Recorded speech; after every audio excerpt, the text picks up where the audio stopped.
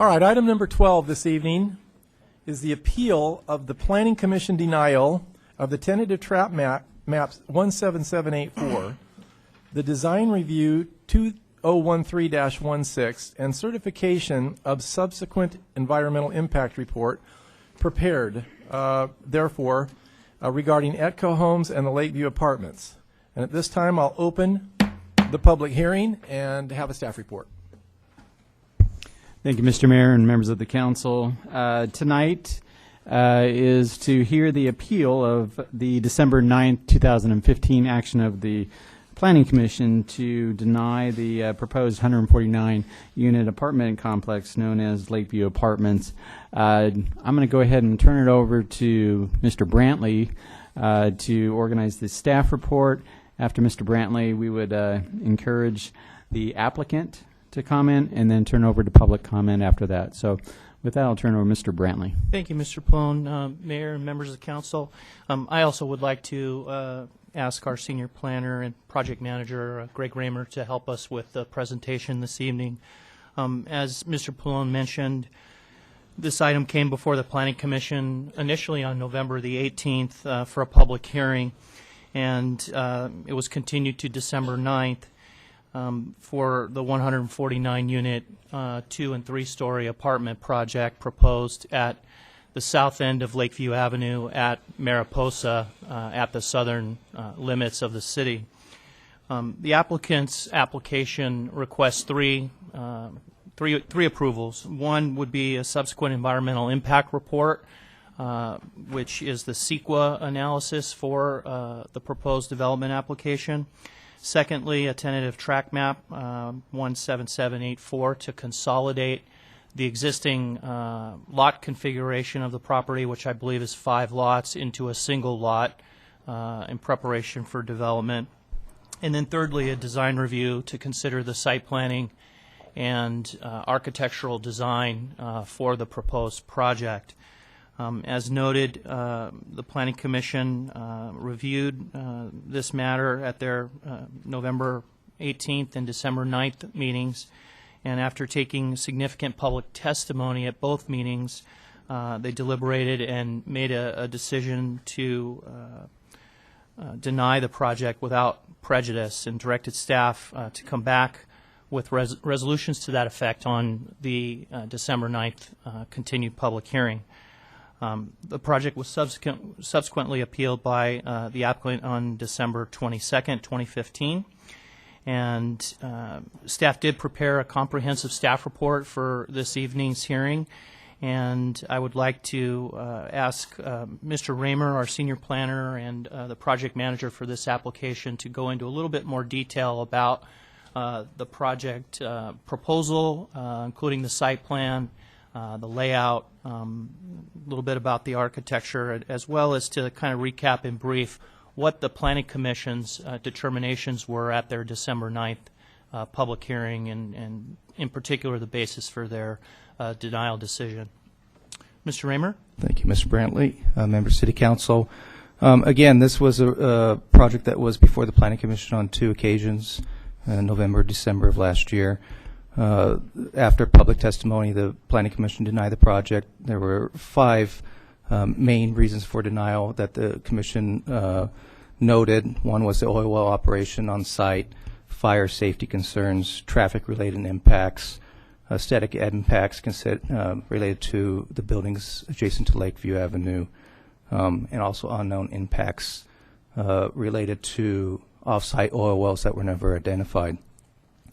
The denial was adopted by the Planning Commission, and staff is recommending that the City Council adopt a resolution upholding that denial by the Planning Commission.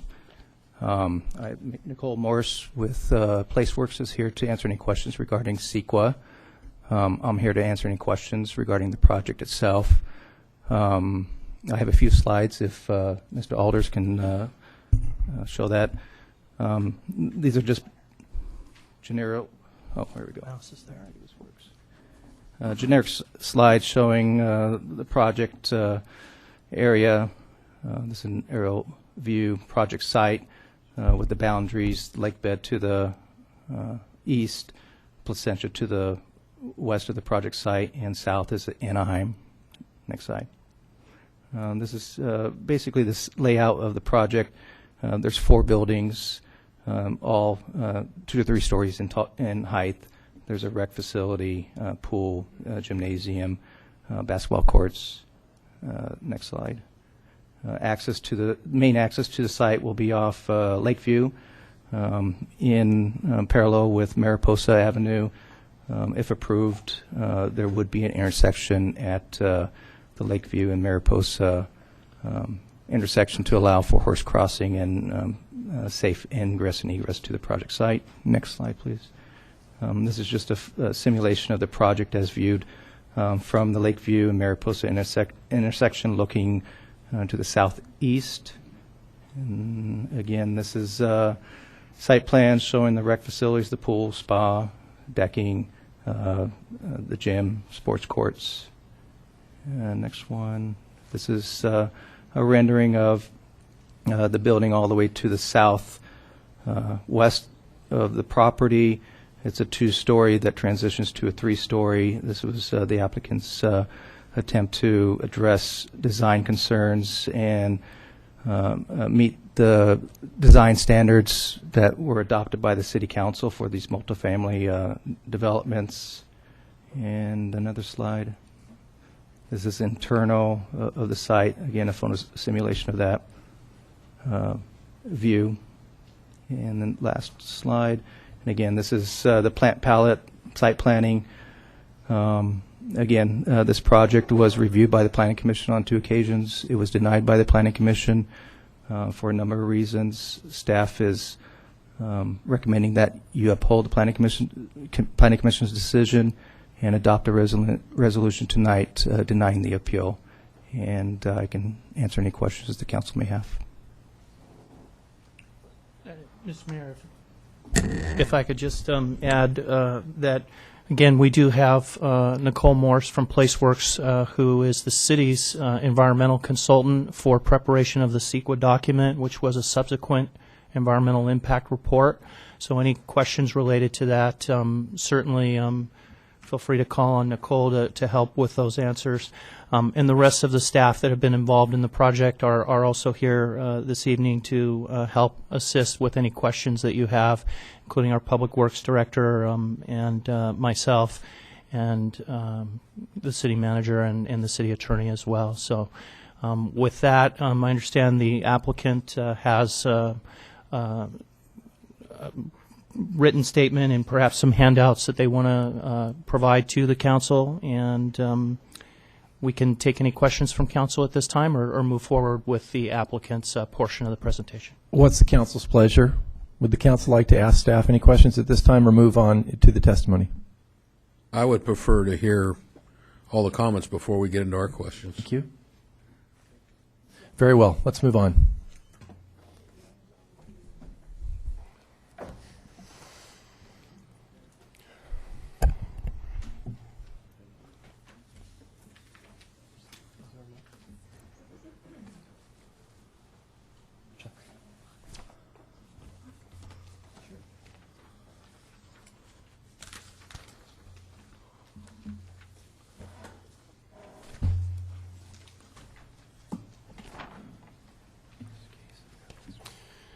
Good evening. George Peterson representing ETCO for this matter. As you know, we filed an appeal for the Planning Commission. What I've given you there is kind of a handout we can go through on the side. We didn't meet the deadline to get it in for a presentation on a PowerPoint, but so we'll go back and forth on that.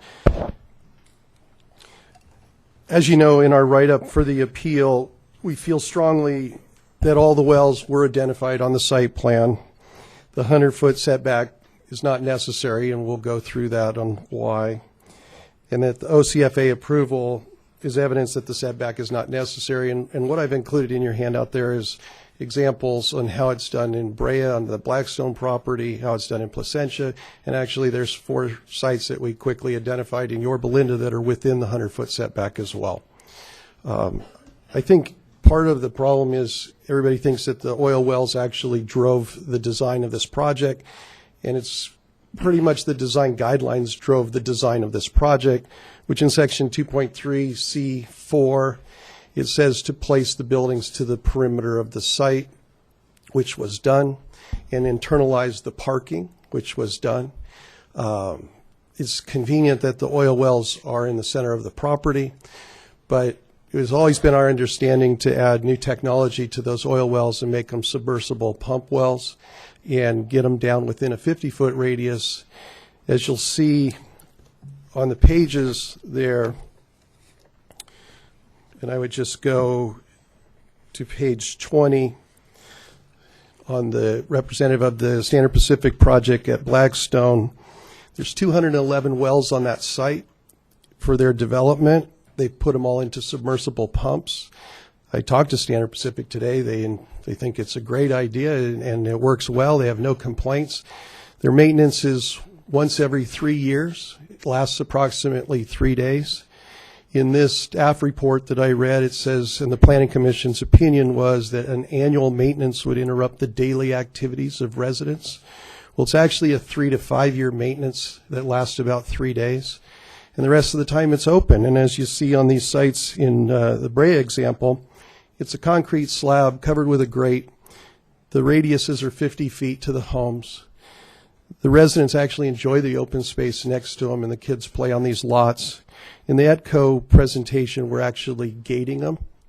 But in these, if you were to drive up there, you can drive on the lots, walk on the lots, and enjoy the open space on the lots. And they're basically unused. The equipment is state-of-the-art, all enclosed. There's no noise. There's no smell. They're just open space elements of their plan. And it's worked very successfully for them, and the residents are fine. I think, another handout that I gave you tonight shows there's been conversation on the massing on Lakeview. If you look at the statistics that I handed you, the ETCO boundary or property line on Lakeview is about 850 feet. Of that, a 3-story element makes up approximately 189, 190 feet. The other, which is about 22% of the property line. And then there has 2-story elements to it that make up about 11%, for a total of 33% frontage on an 850 linear foot project. So what my point is that the design of this project incorporated sensitivity to that perimeter edge as laid out in the design guidelines approved by the council in 2011 October. So what it did is it said, hey, break up that image, stagger the roofs. If you read the design guidelines, it's everything accomplished which is in the design guidelines. There's tower elements, there's undulation, but most importantly, it's 33% frontage on Lakeview, which I think is an important consideration here. The wells, I think, can be a condition of approval with OCFA, and I think that you'll see that they're compatible with what we've designed here as well. People have talked about maintenance, and we've gone back and forth with planning on what maintenance means. Our maintenance will all be enclosed in the site and will not flow into the parking areas. It's been designed that way.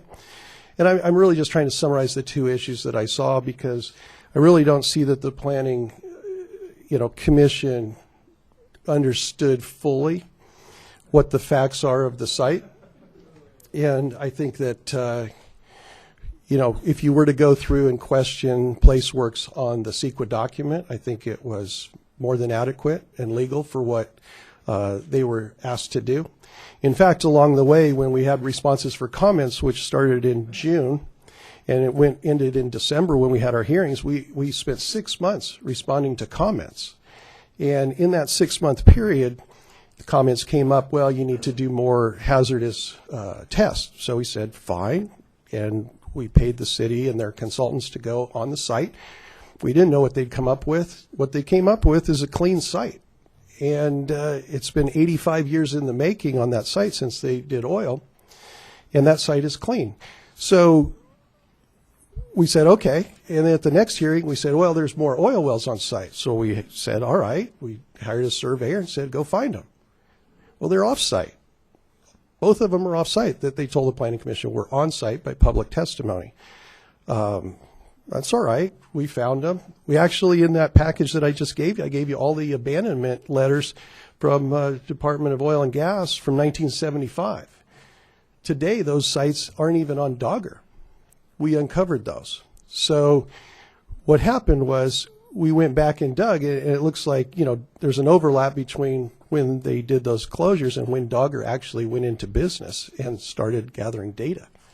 But we have information. There was some questions that maybe those abandoned oil wells were not in the SEIR, CEQA document.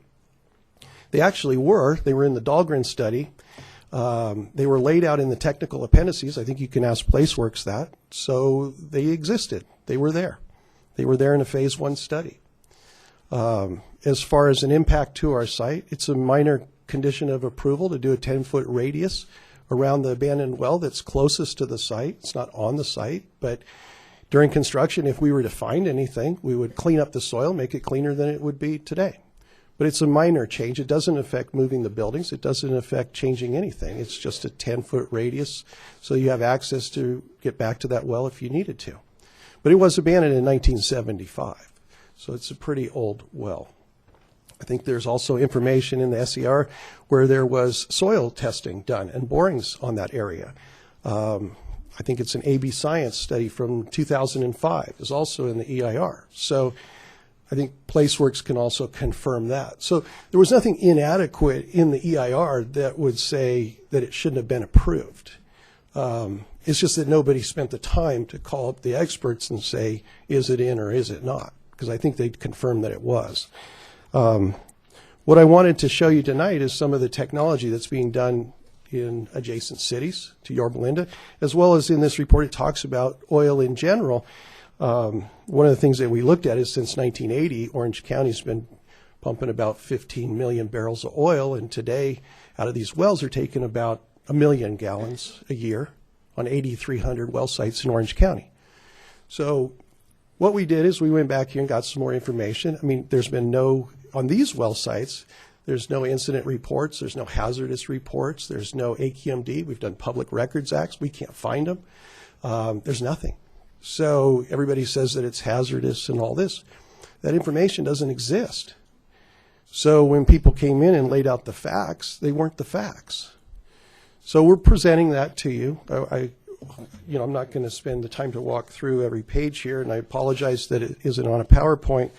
But our team is here for questions. Our architect, our civil, our traffic, our fire experts, our attorneys, everybody's here to answer questions. Their names are on this page, on the second page. More than happy to come up and answer whatever technical questions. This is a project where the application was deemed complete in November 4th, 2013, and today's 2016. So this is a cooperative effort that's been going on for a few years with the city planning staff and the engineering staff. This isn't, we've worked with engineering staff probably on 4 or 5 plan checks just to get all the stormwater right, the utilities right, the grading right, the walls right, the retaining walls right, before the planning department would even schedule a public hearing. And I think Greg would confirm that we spent every day for months working together, which is tedious. But you know what? It's a collaborative effort. We're working with the city. We're working with the experts. We're working with the consultants. It may not be what the community wants to see, but in 2011, October 18th, this property was upzoned from 20 units to 30 units to the acre. And that's a resolution that's in there. There's a resolution number. I can read it to you. I have it here. But the council voted to take it from 20 to 30 units per acre, and ETCO acknowledged and said that's fine. And so since that time, we've been working through that process. Very interactive with everyone. And so when we had a 50-foot height allowance, we sat down with some residents in the city and tried to meet their needs. And what we came up with is 40-foot, but also an undulation of 2 and 3 stories, and reducing units and making this an affordable project. So it's not like we didn't meet with people, talk to people, sit down with people. we think that we're well within the box. When we got new parking standards, we incorporated them.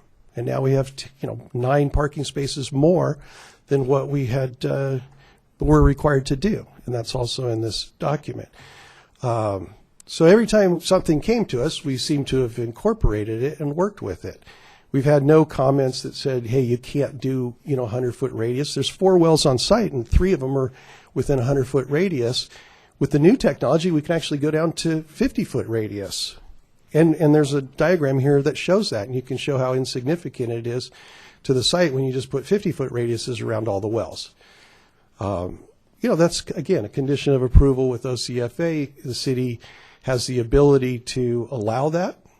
We think that there's examples in here on 4 residences, and we have their addresses and radiuses in there in Yorba Linda that show that it has been done before, so it has precedence. So it's not like it hasn't been allowed. So, and I don't, I'm not aware of any complaints on those properties of any issues. And those are above ground pumping wells. Those aren't even submersible. Those are above ground pumping wells that in some cases are less than 50 feet. So I've thrown those in this package as well.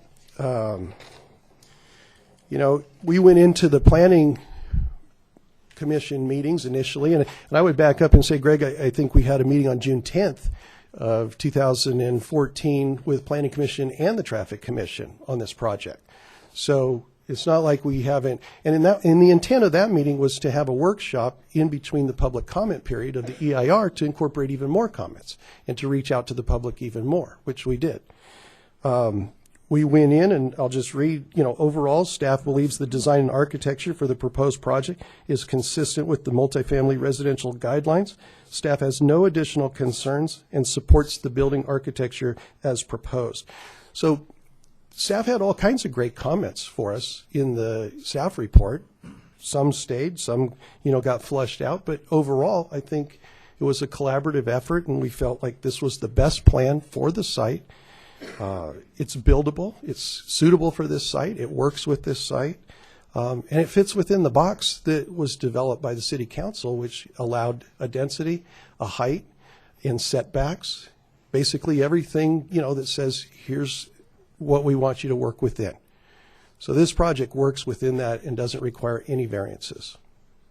So I just wanted to give a quick, I'll be here to answer any questions. I think the appeal, we broke it down nuts and bolts and talk about, people say, well, there was a hazard. People could get cancer from this project. Well, that's not what the EIR says. What the EIR says is that 2 people out of 1 million in 9 years may develop cancer. And that's just a statistic that they throw in to say is not significant. So everybody took that and said, so, somebody can get cancer. Well, that's not what the EIR says. I would encourage you to ask PlaceWorks to define it, as well as define the tests that were done on site as far as soil and gas studies and the lab work that was done. So I think there's a lot of energy that's gone into it, a lot of good thinking, a lot of technical work that really makes this project work with this site. So with that, unless there's any questions.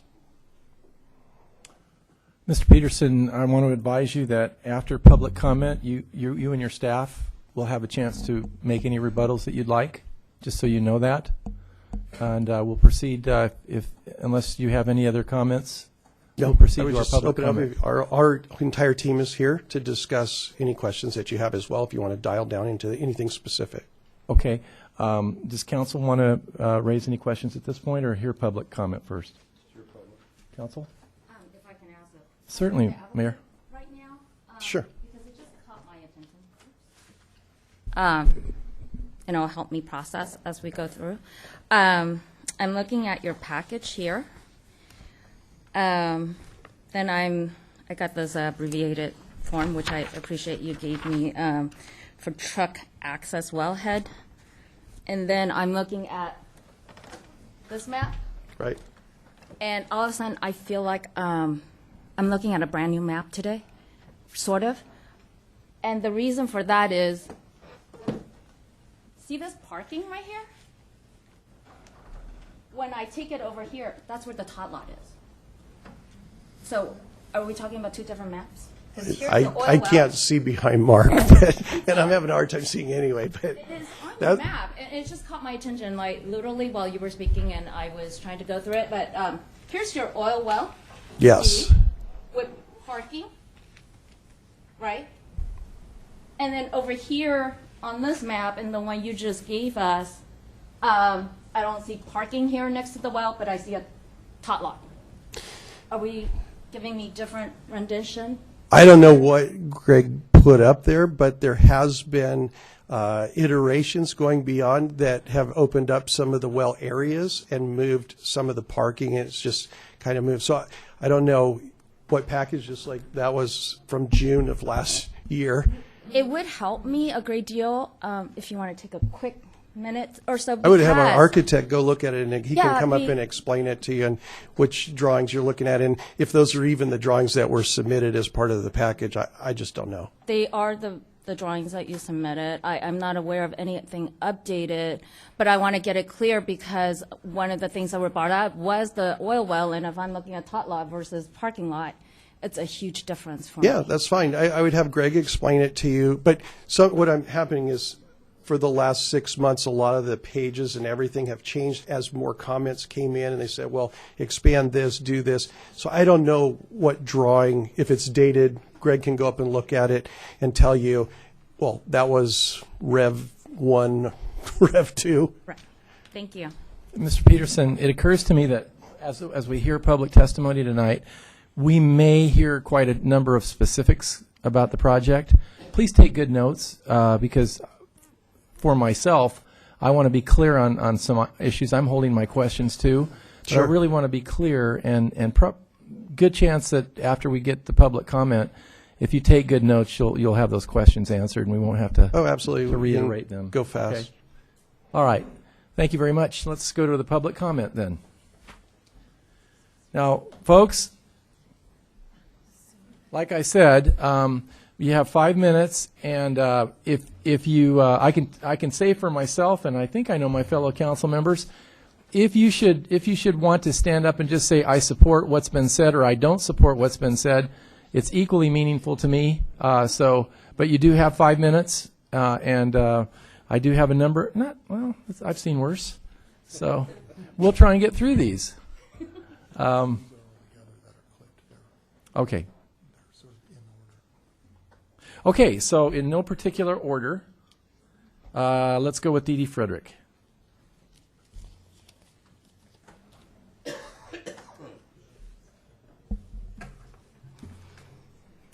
We're ready? No, we're not there yet. We're not there yet. Ready? Time's up. Okay, my name's Dee Dee Frederick. I am one of the team leaders of Preserve Yorba Linda.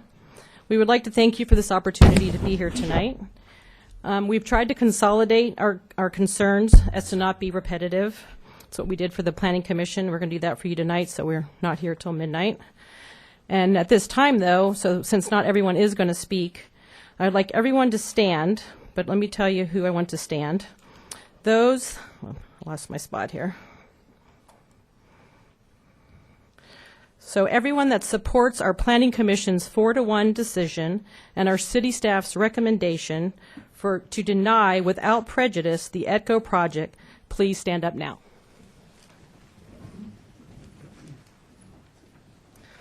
Thank you very much. I read the board back there. It Thank says you, there's Ms. 100 Frederick. I appreciate that. Okay. Thank you.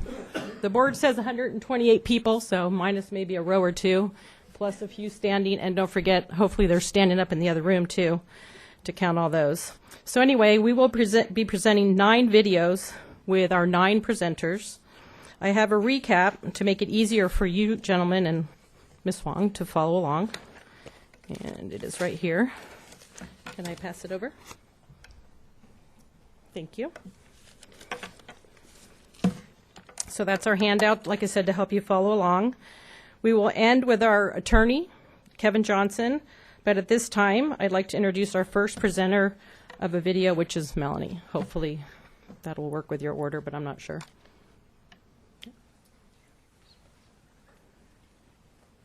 Come on up.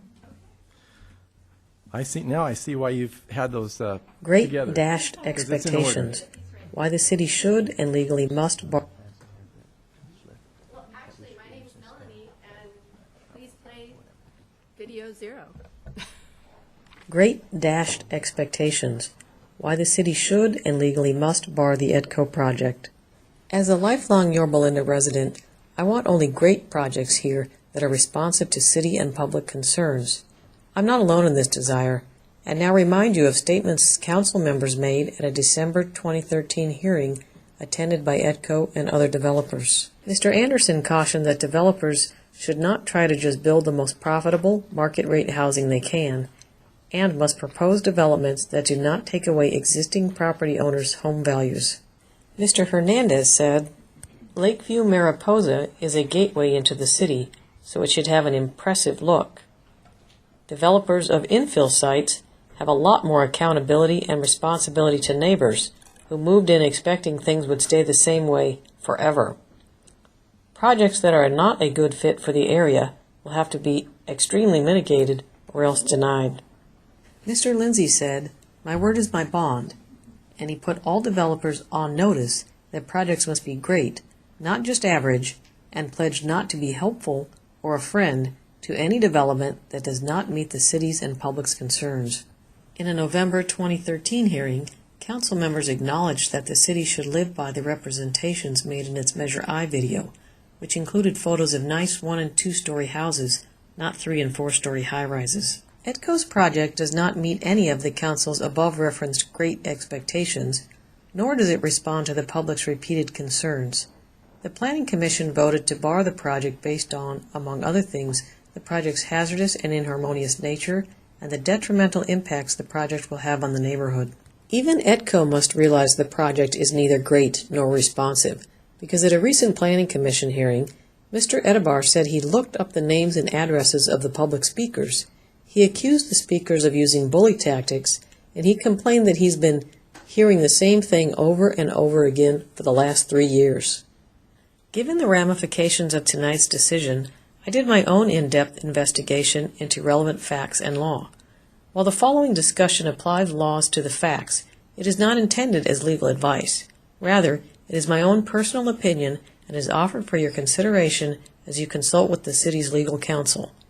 Based on the information available to me, I have reached the clear conclusion that multiple laws require the city to deny ETCO's project. For example, Measure I requires the city to ensure projects are compatible with and not harmful to their neighborhoods. The Planning Commission found the project fails these requirements. Design review guidelines require the Planning Commission to bar developments that are hazardous, inharmonious, or impair desirability of investment and occupancy in their neighborhood. The Planning Commission has barred the development in accordance with these guidelines. The Municipal Code prohibits wellhead setbacks of less than 300 feet from places of public assemblage and 100 feet from other buildings. The Planning Commission refused to shorten the setbacks because several hazardous conditions other than fire result from maintaining an active oil field in the middle of an apartment complex, and compliance with OCFA guidelines does not mitigate these conditions. As discussed in a separate video, my estimated measurements show there are at least 4 buildings that are set back less than 100 feet from wellheads. ETCO stated that only 2 buildings require reduced setbacks of 50 and 70 feet respectively, and appears to have underestimated the size of the setback reductions needed. The possibility that OCFA may reduce California Fire Code setback requirements does not remove the city's obligation to make its own determination under the Municipal Code, and, based upon my measurements, it appears OCFA must not grant the entire reduction ETCO is expecting.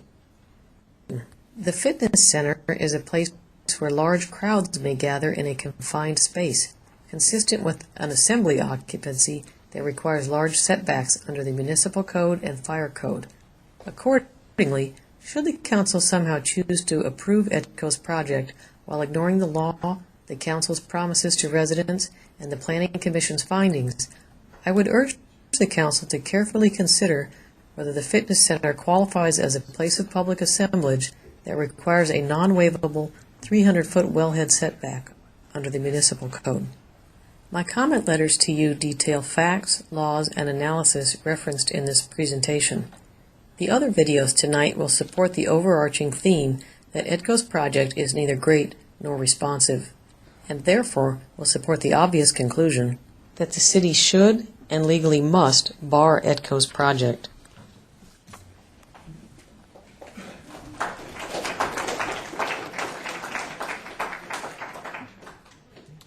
Okay, Emily's next.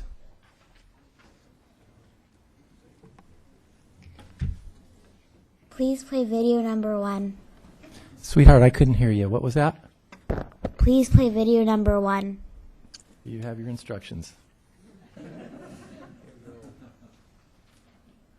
Two truths are, voters approving Measure I were few in number and ill-informed, and development of the Lakeview Mariposa site is neither mandated nor unrestricted. In contrast, some common misconceptions are, Yorba voters overwhelmingly approved Measure I and were well informed. Development of Measure I sites is mandated.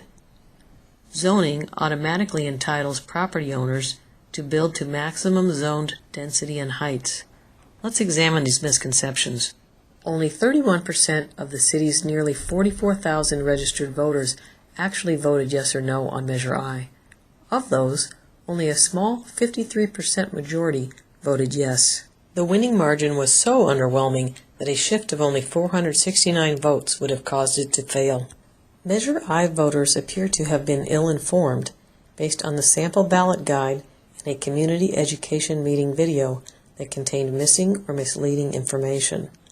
Let's take a closer look at what voters were and were not told about Measure I and the ETCO site. Measure I lumped together 14 different properties to be rezoned, so the ballot question raised many other questions. With regard to the ETCO property, Measure I asked voters, shall ordinances be adopted to allow additional housing units at specific locations, some with increased building heights, in furtherance of meeting state-mandated affordable housing laws, East Side Lakeview at Mariposa? Voters must have wondered, what's an ordinance? What units? What locations? What heights? What laws? What is East Side Lakeview at Mariposa? Voters motivated to search the voter guide for these answers encountered 8 pages of legalese in tiny type, followed by something called impartial analysis by city attorney, and capped off by the majority council's argument in favor of Measure I. To add complexity, these 10 pages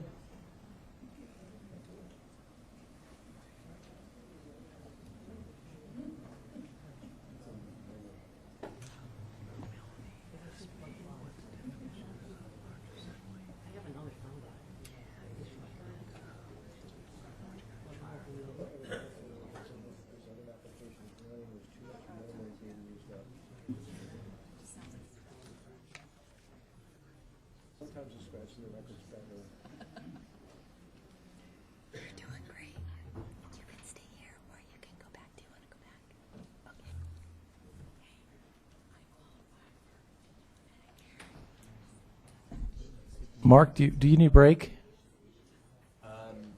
Might be just a moment, sir, just to see if we can try it another way.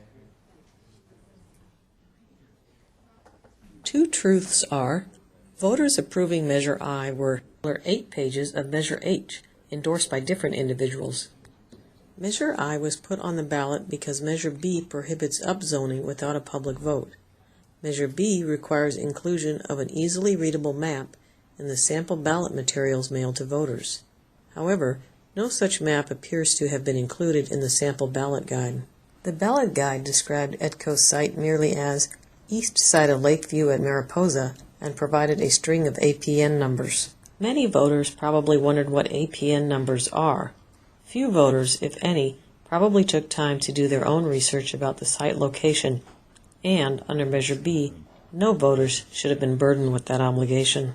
The community education presentation video said, The next site includes one property at the border of Yorba and the city of Anaheim. The zoning is proposed for 30 homes to the acre.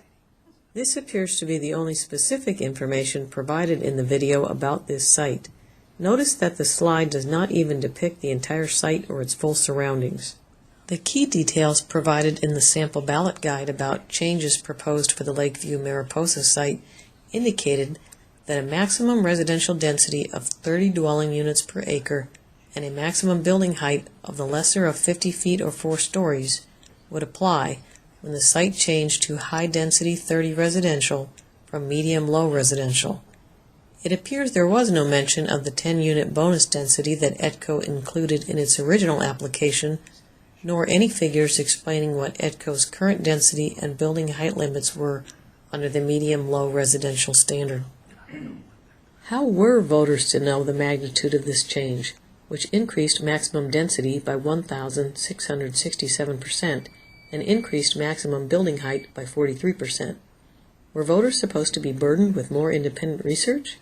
If so, how many of the 7,400 yes voters had the time to figure these things out about this site or any of the other 13 Measure I sites? And what did the city tell voters about what 30 units per acre and 50-foot tall building heights look like anyway? Here's what the community education presentation video had to say. These photos are examples of different housing types that represent the proposed zoning and density included in the Measure H&I sites. Both the narrative and photos on this slide misleadingly imply that these photos cover all of the proposed densities and heights included in Measures H and I. Noticeably absent from that slide are photos of a 50-foot tall, 3 or 4 story, 30-unit per acre apartment complex like ETCO's. Okay. Judy Hulk.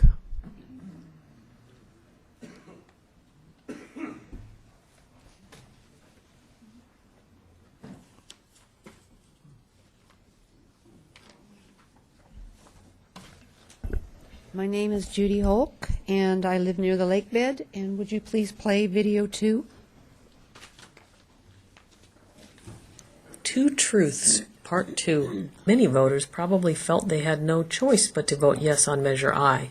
In light of the severe legal ramifications the city attorney said might occur if RENA allocations could not be made due to disapproval of Measure I.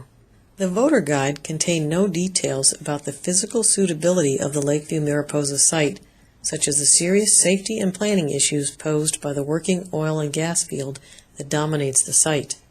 Similarly, there were no details about the existing densities, uses, or occupancies of adjacent sites, such as any mention of the fact that this site is surrounded by a wildland area and single-family 1- or 2-story estate homes on large lots. To make matters worse, even if voters had been well informed but objected to the ETCO site, voters were not given a line-item veto. Instead, Measure I lumped together all 14 sites in the shadow of the potential severe legal ramifications if the measure failed. So what did the city tell voters about the rationale behind Measure I? Resolutions reprinted in the voter guide stated that the City Council found Measure I necessary to permit and encourage the development of affordable housing opportunities in locations adjacent to supporting services and public transportation, provided they are compatible with and will not adversely impact the integrity and continuity of adjacent uses. Let's take a quick look at how the Lakeview apartments stack up to this rationale. A token 10 units out of 149 are proposed to be moderately affordable. Where are the adjacent supporting services? The site is near a residential neighborhood and wildland area. Where is the adjacent public transportation? There's not even been a local bus stop on Lakeview for years. How could the building of multiple skyscrapers possibly not have an adverse impact on the nearby quiet, low-density residential estate properties and wildland area?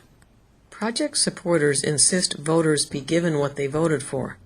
As we've seen, a small majority of a small minority of voters did vote for increased maximum potential density and building heights on ETCO's site. However, they also voted for the second truth, which is that any actual development of the site is neither mandated nor unrestricted. Let's examine some city promises and representations that support the truth that development of Measure I properties is neither mandated nor unrestricted. The majority City Council promised in the sample ballot materials that votes for Measure I would prevent a losing, costly legal battle, protect single-family neighborhoods, and protect property rights by limiting multifamily development to only those sites compatible with existing single-family neighborhoods. Measure I would also reduce overcrowding, protect property values, and prevent huge amounts of high-density housing from being built. The community education presentation told voters the following.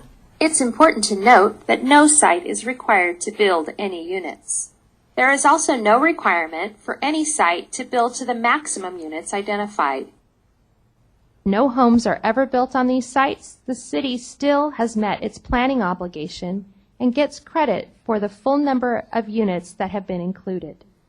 Even if the ballot measures pass, the city has its full authority to review every development request on these sites and require compliance with zoning standards, design review, environmental review, and full input from the community through the public hearing process. Zoning these sites for this density does not automatically allow anything to be built. So what did voters think they approved? Many probably thought they were approving the general concept that housing of the scale pictured in this slide might be built somewhere on the east side of Lakeview near Mariposa. Voters also probably trusted and relied upon the city's promises that any such development would be carefully vetted to ensure it complies with all applicable laws and fits seamlessly into its surrounding neighborhood, while protecting existing property owners' rights and home values and preventing overcrowding and overbuilding. Please keep in mind these two truths. Voters approving Measure I were few in number and ill-informed, and development of the Lakeview Mariposa site is neither mandated nor unrestricted. Thank you very much. Okay, Tatum Kazim.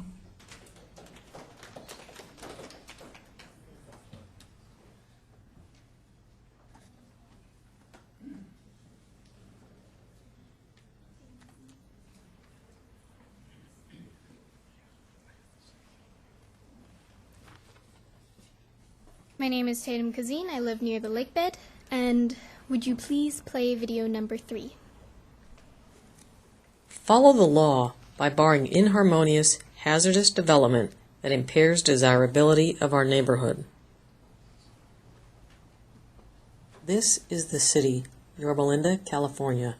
This southern gateway leads to a quiet, low-density neighborhood.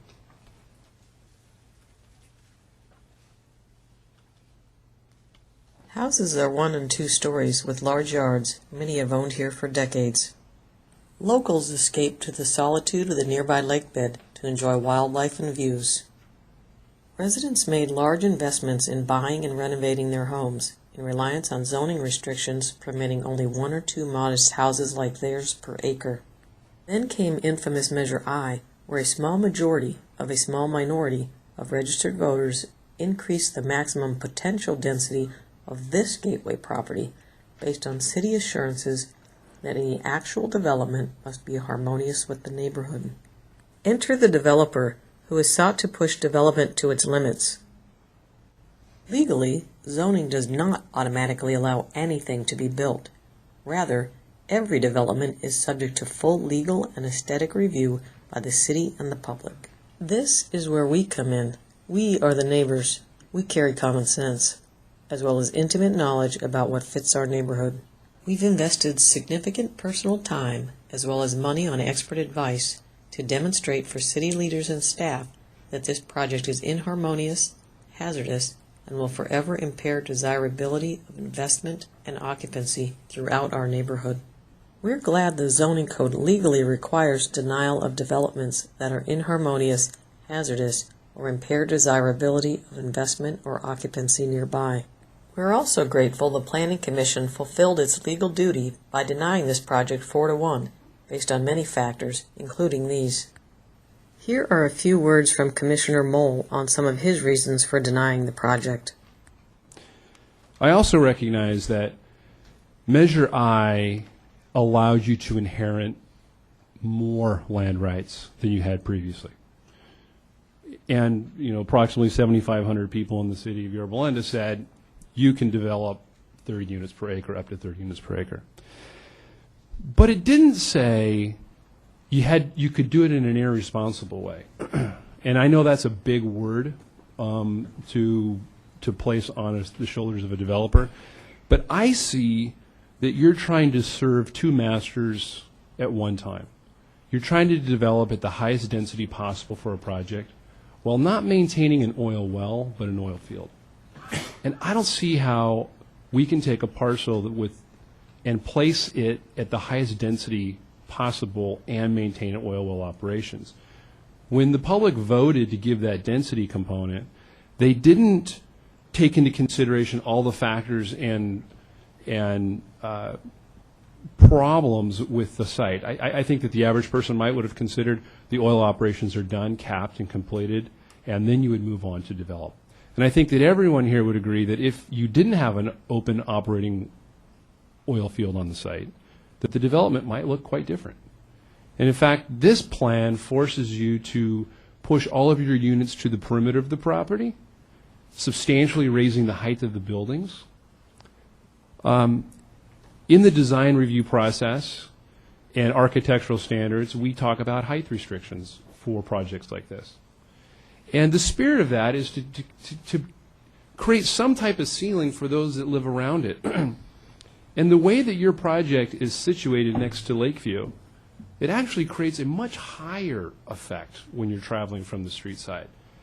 And I don't see how this project is relevant to the neighborhood.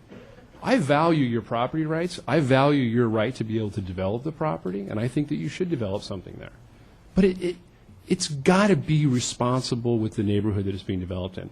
And I don't see, with an ongoing oil well operations, the spacing needed from the oil well heads to the buildings, and the transition from that building to your closest neighbors, I cannot support the project.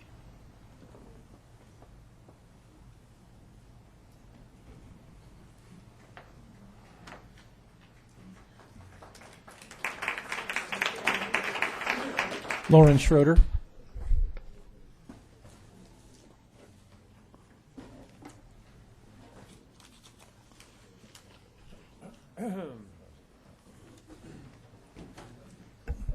Hello, my name is Lauren Schroeder. I live near the lake bed. Would you please play video number 4? The remaining slides contain facts and law that lend further support for denial of the ETCO project based on the city's duty to follow the law by barring inharmonious, hazardous development that impairs desirability of our neighborhood. Maximums. As Commissioner Mole noted, the developer wants to build the maximum number of potential units disclosed to voters under Measure I, with building heights just slightly shorter than the 4-level maximum, and building layout causing a tunneling effect that will make the project look even larger than it is. Minimums.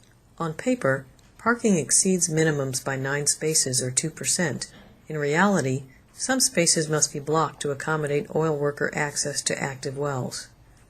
The developer cannot meet the wildland fire setback and so received accommodation from OCFA. A statement of overriding considerations is required for traffic signal needs at Miraloma. The developer will make a small cash payment while contributing to a very expensive, intractable traffic problem at Buena Vista. The developer wants the council to cut the already too small setback between active oil wells and the apartments, despite safety objections by the Planning Commission and the community. Some well operations will take place within a few feet of buildings and outdoor public spaces. What about the state RENA mandate? RENA merely requires the city to zone opportunities for affordable housing, which the city has done through Measure I. RENA does not require building on this or any other upzone site. To actually build anything, the developer must propose a safe project that is harmonious with the neighborhood, and the city must protect rights and property values of existing residents. You can propose a green, 40-something foot tall, 350-foot wide plain building, or maybe even a few of them. Then make various changes suggested by design review guidelines, such as clipping off a little of the height, or snipping a few corners here and there. You can even change the paint and tile color to match the next-door neighbor's one-story house. Then add various windows, patios, balconies, awnings, trellised patio covers, and other adornments suggested by design review guidelines, plus various plants and trees. Maybe even come up with something that looks like this. While these buildings might be harmonious in an already dense urban setting, their massive size and scale, along with hundreds of transient occupants and vehicles, all set within arm's length of low-density, single-family homes, active oil and gas wells, and a wildland area, make this an inharmonious and hazardous project. If there's still doubt in your mind about this conclusion, ask yourself this. Does this development fit seamlessly into the neighborhood, such that it doesn't call constant attention to itself or create any drama or danger for the neighbors? The clear answer is a resounding no. It's obvious this development will seriously impair desirability of investment and occupancy throughout our neighborhood. We're counting on you, city leaders, to follow the law by barring inharmonious, hazardous development that impairs desirability of our neighborhood. Thank you. Thank you. Mike Liu.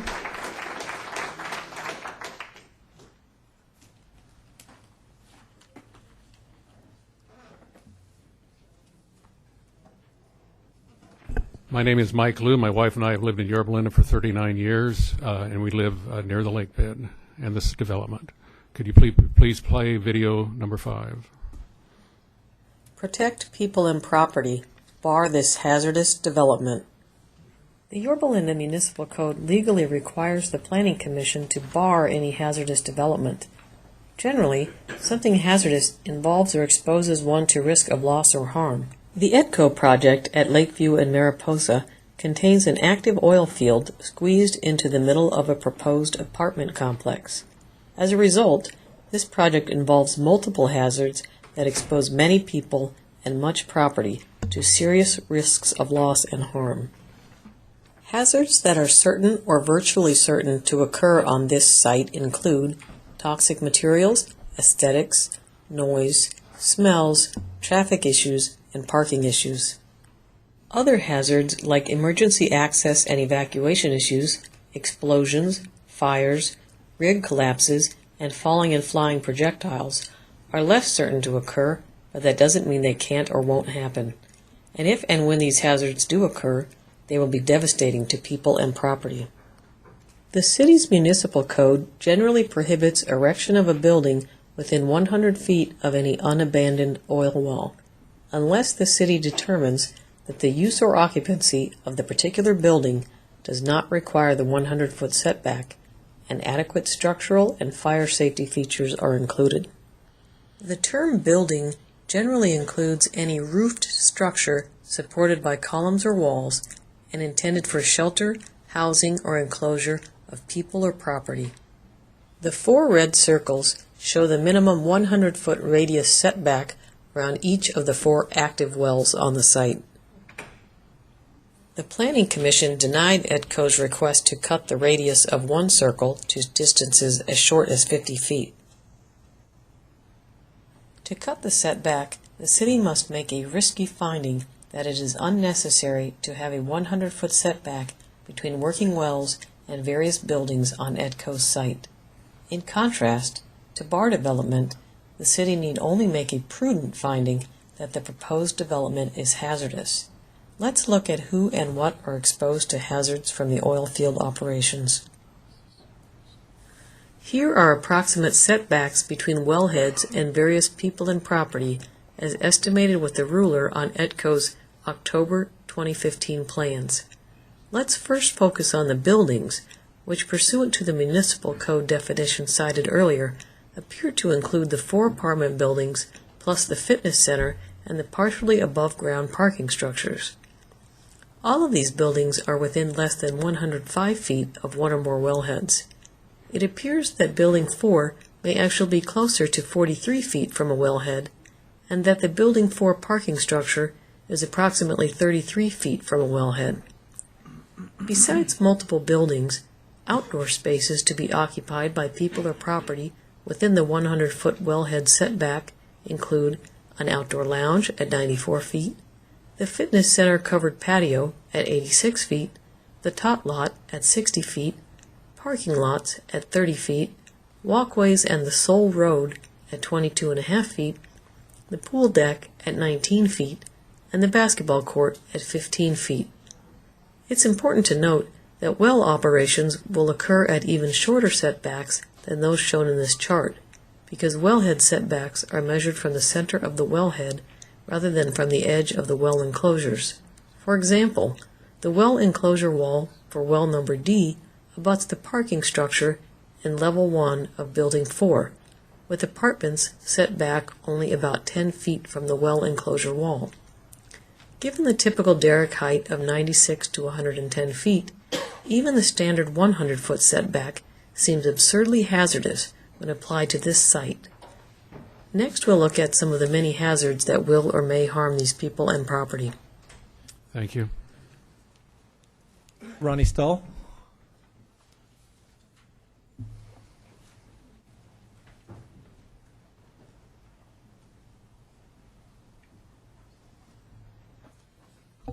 Hi, my name's Ronnie Stoll, 51-year resident of Yorba and Lakebed resident. Can you please play video number 6, please? Part 2. Hazards residents can't see are nevertheless real, such as health risks posed by toxic materials on the site. At a recent Planning Commission hearing, ETCO said, "There's been extensive studies done on this site that we do not have, as some people refer to, toxic material on this site. We just simply don't." Despite the applicant's insistence, the health risk assessments say otherwise. In response, Commissioner Brown wondered aloud about the habitability of the site. Madam Chairman, I'm a biologist by training, and here's what's sort of distilled on my mind as a result of the comments that I've heard tonight. Osmosis, which is a very active process whereby hazardous chemicals perfuse into an area, knows no boundaries. It has no idea where the end of a site plan is, or a site map. I think at this time, and I don't want to put us in a position where we're denying somebody the right to develop their property, but I do want us to be conscious of the fact that we may be creating a site that at this point in time is not suitable for human habitation. Other members of the public commented that even if health risks seem low to ETCO, cancer and other serious illnesses are significant to those who contract them. Hazards residents can see include derricks and tall vehicles used during well operations that are unsightly and impossible to hide behind 8-foot-high well enclosures. Hazards residents can hear and smell will be particularly high during maintenance and workover activities. The city noise control ordinance states that certain sound levels are detrimental to the public health, welfare, and safety. Regardless of whether these activities are subject to noise control timing restrictions, these hazardous noises will be within a few feet of people, their homes and property, and project amenities like the pool and basketball court.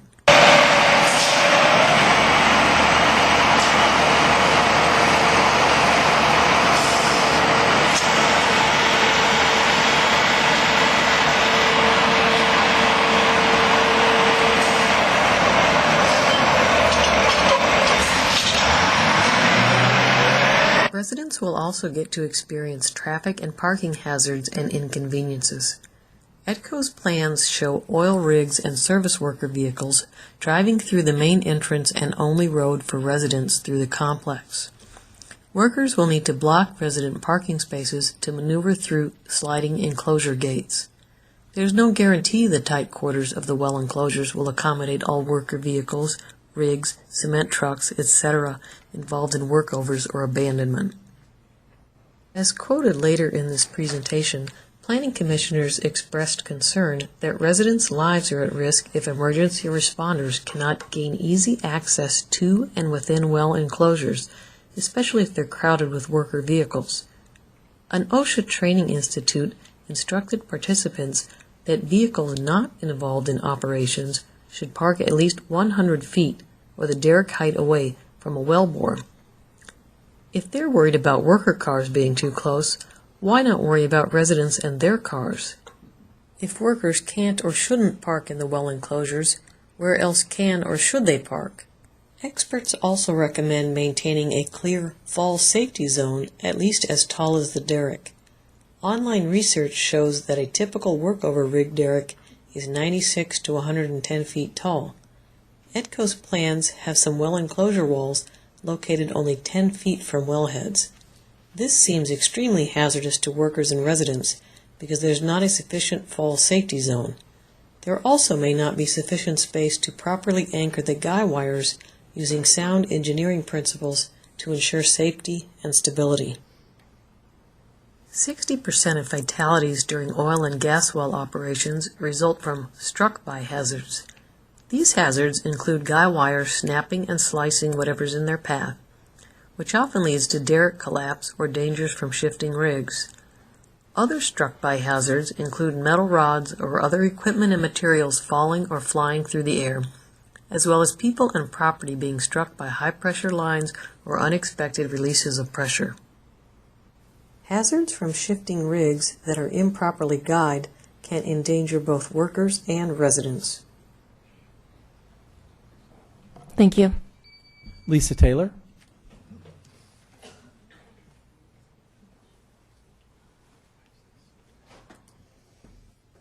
Hi, I'm Lisa Taylor. I live directly right next door to this project. I own both the homes, the Flannel Ranch. And can you play video number 7, please? Part 3. Some derricks actually blow over or collapse and crush things and people in high winds or with improper guying or setup.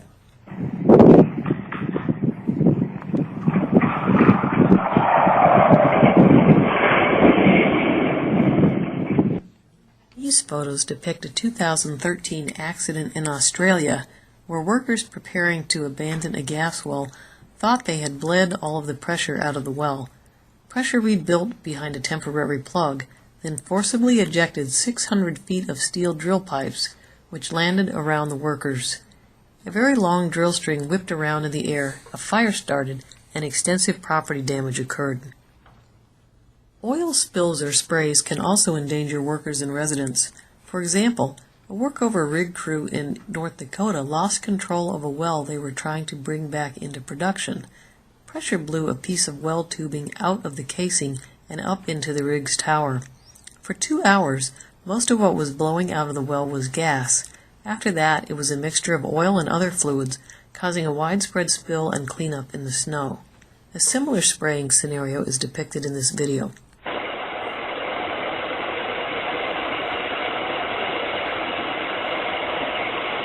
Well explosions and fires are also hazardous to workers and residents. Well fires often require specialized fire personnel to extinguish them, and sometimes even require use of explosives to blow out stubborn fires. Based on the Health Risk Assessment Report, ETCO site produces over 3 billion cubic feet of gas annually, or 8.2 million cubic feet daily.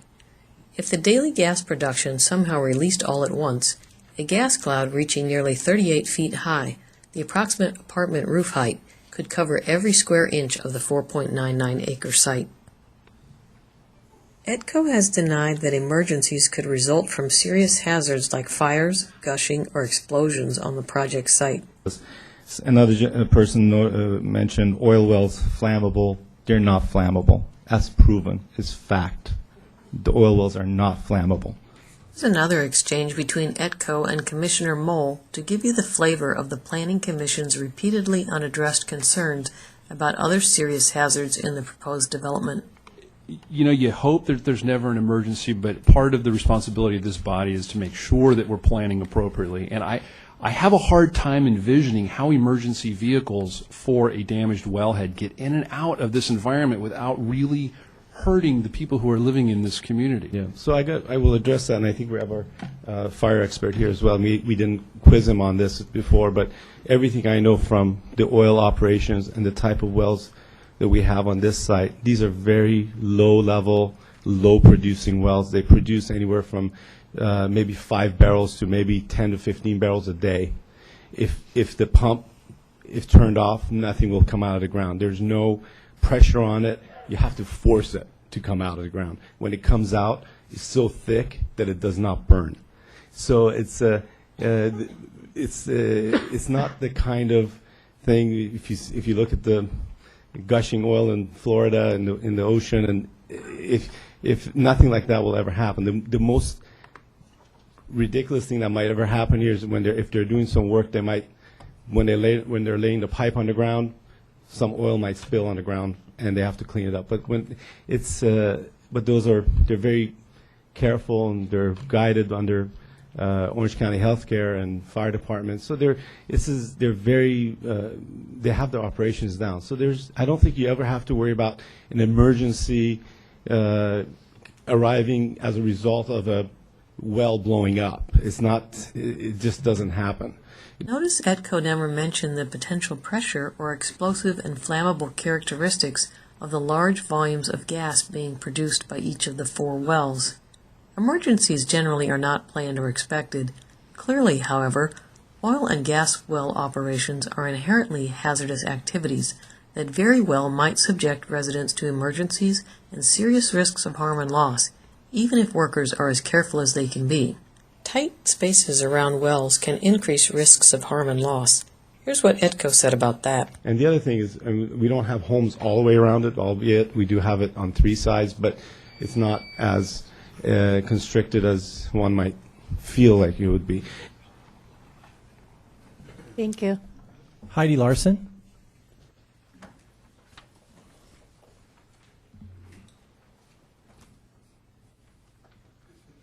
Hi, my name's Heidi Larson, and I live near the lake bed, and if you could please play video number 8.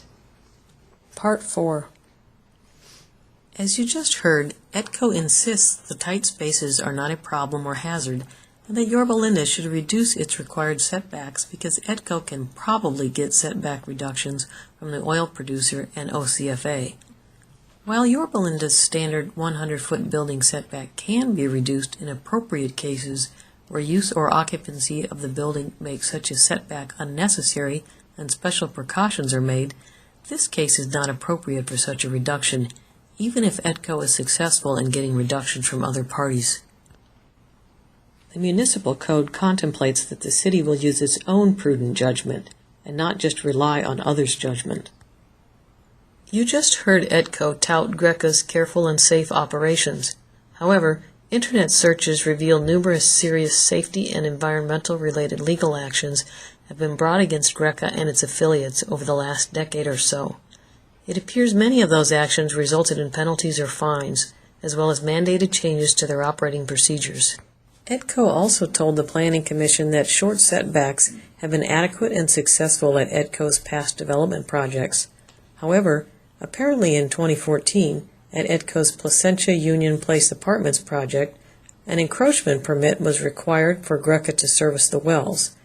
While it's unclear what the particular setbacks were in that case, for the duration of servicing, apparently traffic lanes on both Orangethorpe and Van Buren were blocked off, and the project's pool and playground were closed. Greca serviced well number D on the Lakeview site in January 2016. Well number D is the one proposed to be located approximately 33 feet from the Building 4 parking structure, 43 feet from Building 4 apartments, 69 feet from Building 1 apartments, and 60 feet from the tot lot. ETCO's plans depict guying anchors located approximately 13 feet from wellheads. However, guy wires appear to extend far to the sides of this derrick, which may not be possible within the confines of the proposed well enclosures. Upon zooming in, it appears the well enclosure fencing was partially removed or open and was left unattended in violation of municipal code requirements. According to ETCO, workers inspect each well twice per day. What are the odds that a well enclosure might be left open and unattended in the project's center? The bottom line is that oil and gas operations are inherently hazardous and involve risks of serious harm and loss. Consequently, large setbacks are necessary between active wells and the buildings on ETCO's site. Moreover, the long list of people, property, and site amenities that are not part of a building but are within striking distance of a well accident, with buffer zones as small as the width of a block wall, make large setbacks even more important and appropriate at this site. After all, who deserves to be harmed?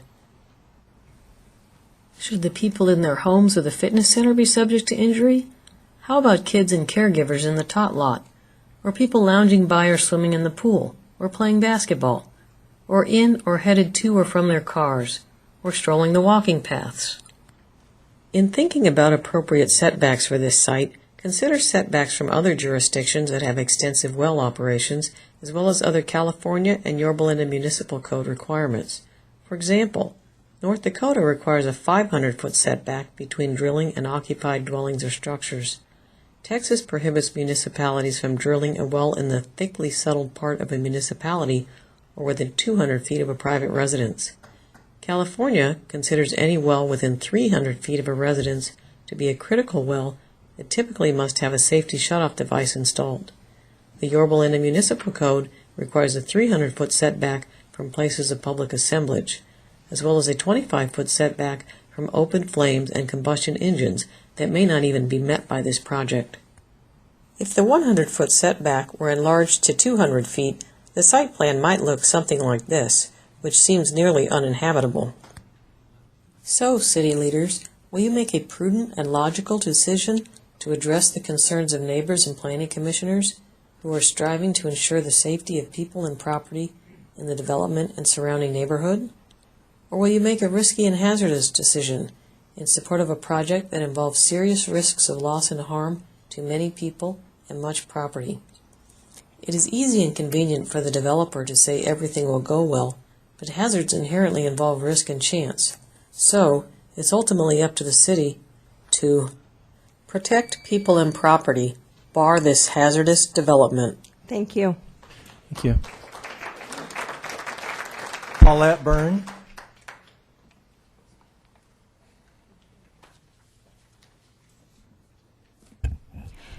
Good evening, Council. My name is Paulette Byrne. The videos were eye-opening and a lot to take in. So in summary, here are a few of many reasons the ETCO project should and must be barred. 1. Council and voters did not specifically approve the ETCO project via Measure I. Staff selected the site via a drive-by with no site-specific EIR to consider oil well hazards or damage to the neighborhood and lakebed. Voter information was sparse and misleading.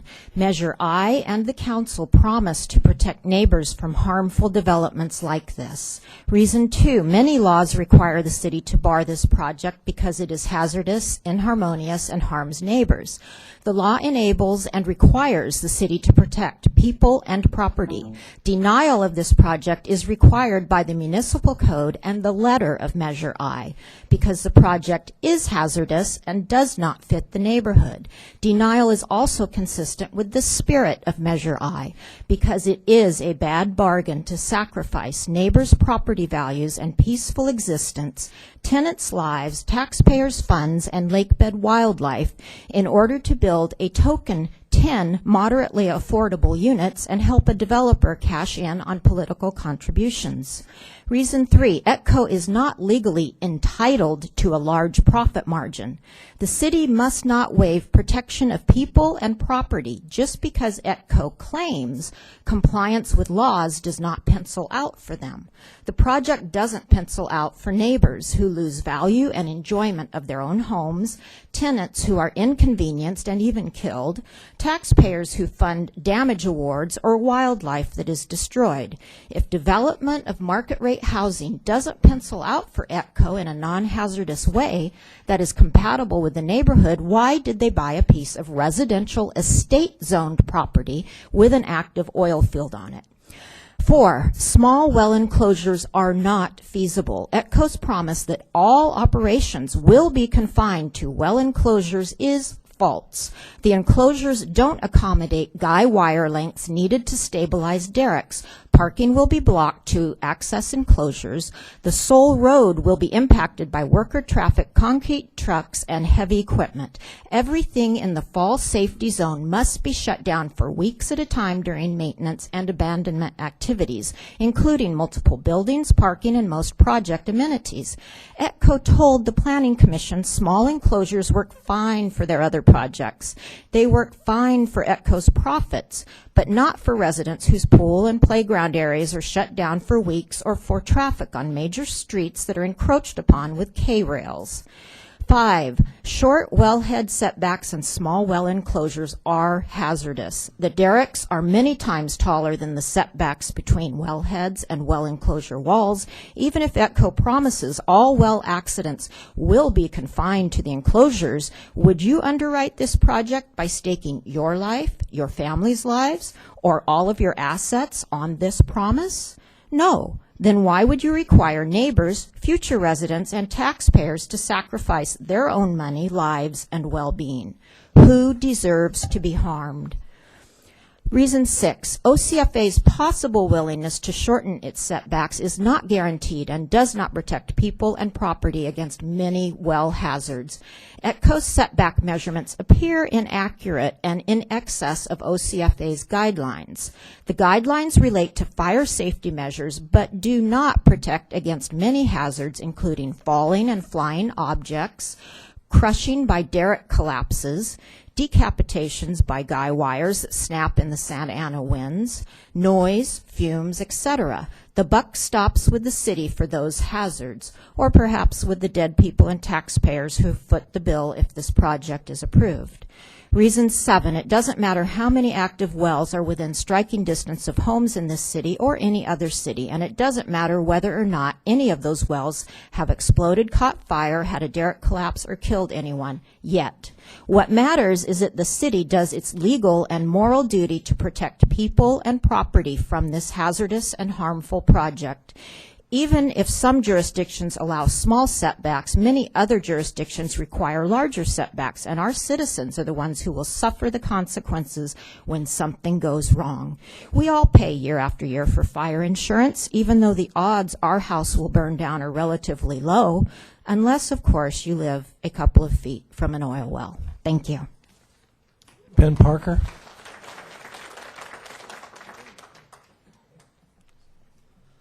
Ben Parker. Reason number 8, short southern lot line setback is hazardous and will exacerbate problems with the neighbor. The project's south boundary is only 15 feet away from the eroding slope. The south neighbor is unwilling to work with ETCO to resolve likely grading issues and related hazards. Reason number 9, the project makes a poor gateway impression. The front setback is only 20 feet away from Lakeview, causing a tunneling effect in our gateway. Many of the neighbors' setbacks are bigger than ETCO's and their houses are much smaller. The project does not create an impressive look for our gateway unless the intended impression is that we are a low-density town invaded by developers who cash out their neighbors' property values in exchange for political contributions. ETCO told the Planning Commission that this project was more attractive than the trash that has littered the site for years. Neighbors disagree and wonder why the city doesn't make ETCO clean up the garbage nuisance in our gateway. Reason number 10, the project is inharmonious and incompatible with its surroundings. ETCO told the Planning Commission that the small, compact building footprints provide an intimate scale. Really? ETCO said the Mediterranean revival style make the project look like the neighbors' houses. Really? Even characters on Sesame Street could tell that which dwelling units did not look like the others in that neighborhood. ETCO said the project is not on the lake bed, so the lake bed won't be intruded upon. Really? Even if every tenant is a fine, upstanding citizen, there are sure to be enough tenants to crowd and damage the lake bed and the neighborhood streets, and the character and solitude, regardless of the tenant's occupation or the quality of the cars they drive. In fact, the number of cars coming in and out of a single driveway is so big, it requires a personal stoplight to stop all of the traffic on Lakeview for 1,000 trips a day. and the traffic problem at Buena Vista aren't mitigated by a small cash payment. Contrary to ETCO's representations to you, a traffic light at that intersection has not been determined feasible and may involve taking all or part of dozens of homes. Reason number 11. Oil and gas operations are inherently hazardous and do not belong in close proximity to homes and people. ETCO says the well operators are careful. Really? Is leaving a well fencing open and unattended careful? ETCO says there's never been a problem with the wells or infrastructure on this site. Really? Has ETCO reviewed all the records, including the July 2015 notice of violation of the Dogger testing requirements? ETCO says the new pipeline runs through the project. The new pipeline that runs through the project will be safe. How does ETCO know? And if there's a problem with it, the only road through the complex would be torn up. ETCO says there's nothing toxic on the property. Really? Fires do occur on oil and gas operations. Gas plus oxygen plus a spark equals combustion. Will cars or smokers provide the spark when they're located in a violation of the 25-foot Muni Code setback between the wellheads and open flames and combustion engines? The most ridiculous thing that could happen on this site is not a small spill confined to the well enclosure.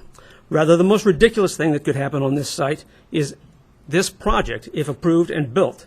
The neighbors would lose the character of their neighborhood, the lake bed gets damaged or destroyed, and some of the people get killed at the project. Reason 12. Off-site hazards are relevant and pose dangers to project's occupants. ETCO insists that a wellhead located 0.72 feet, that's 8 inches, outside the boundary is irrelevant. It didn't need to be mapped. Really? After the public pointed this out, and the public pointed it out, ETCO did not, ETCO needed to revise its plans to avoid building a structure on top of an abandoned oil well. And what's going on at the collection station on the adjacent property? There's been no discussion of that hazard yet, but will be later this evening. As Commissioner Brown pointed out, sources of hazards do not recognize site boundaries. A responsible developer would identify and mitigate all hazards rather than failing to disclose they exist. Christy Parker.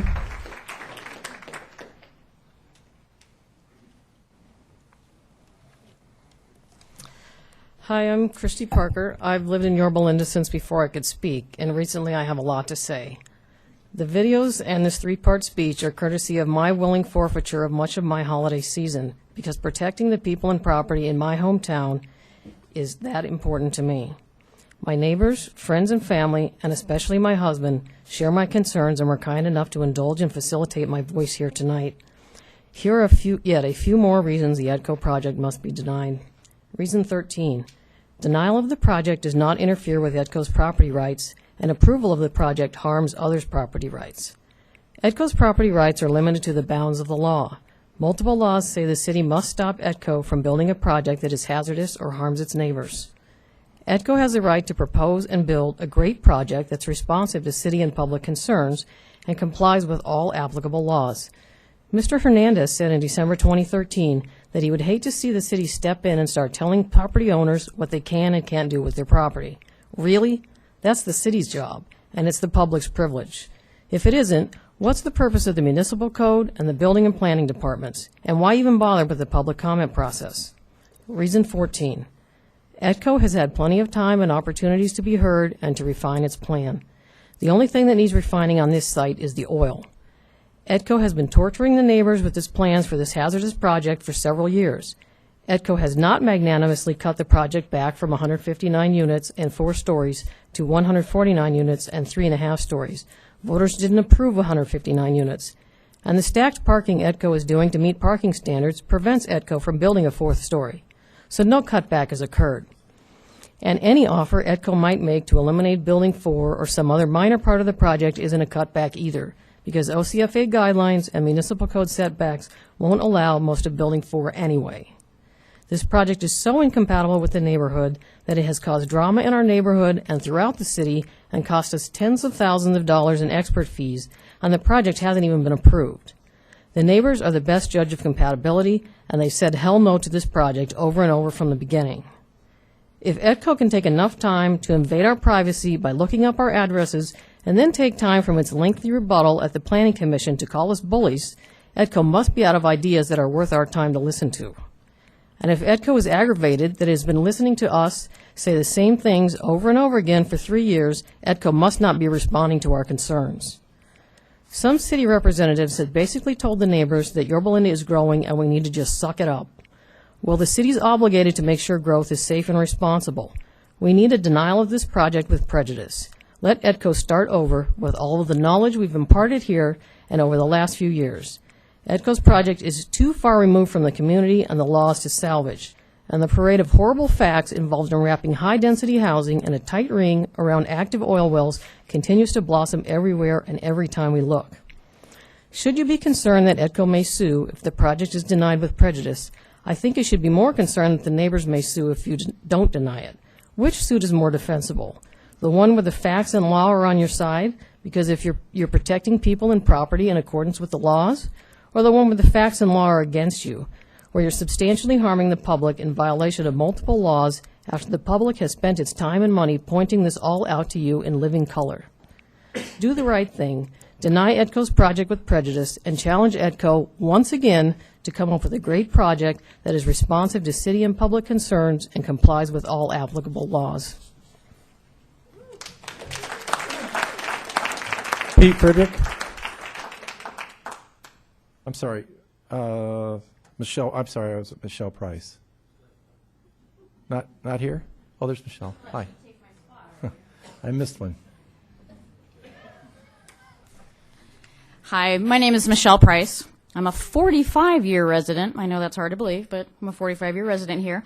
And I'm here to summarize very briefly a letter that was sent to Mr. Stephen Harris and Greg Remmer on January 15th. From an organization called IES, Innovative Environmental Solutions. So hopefully you've received a copy of that letter as well.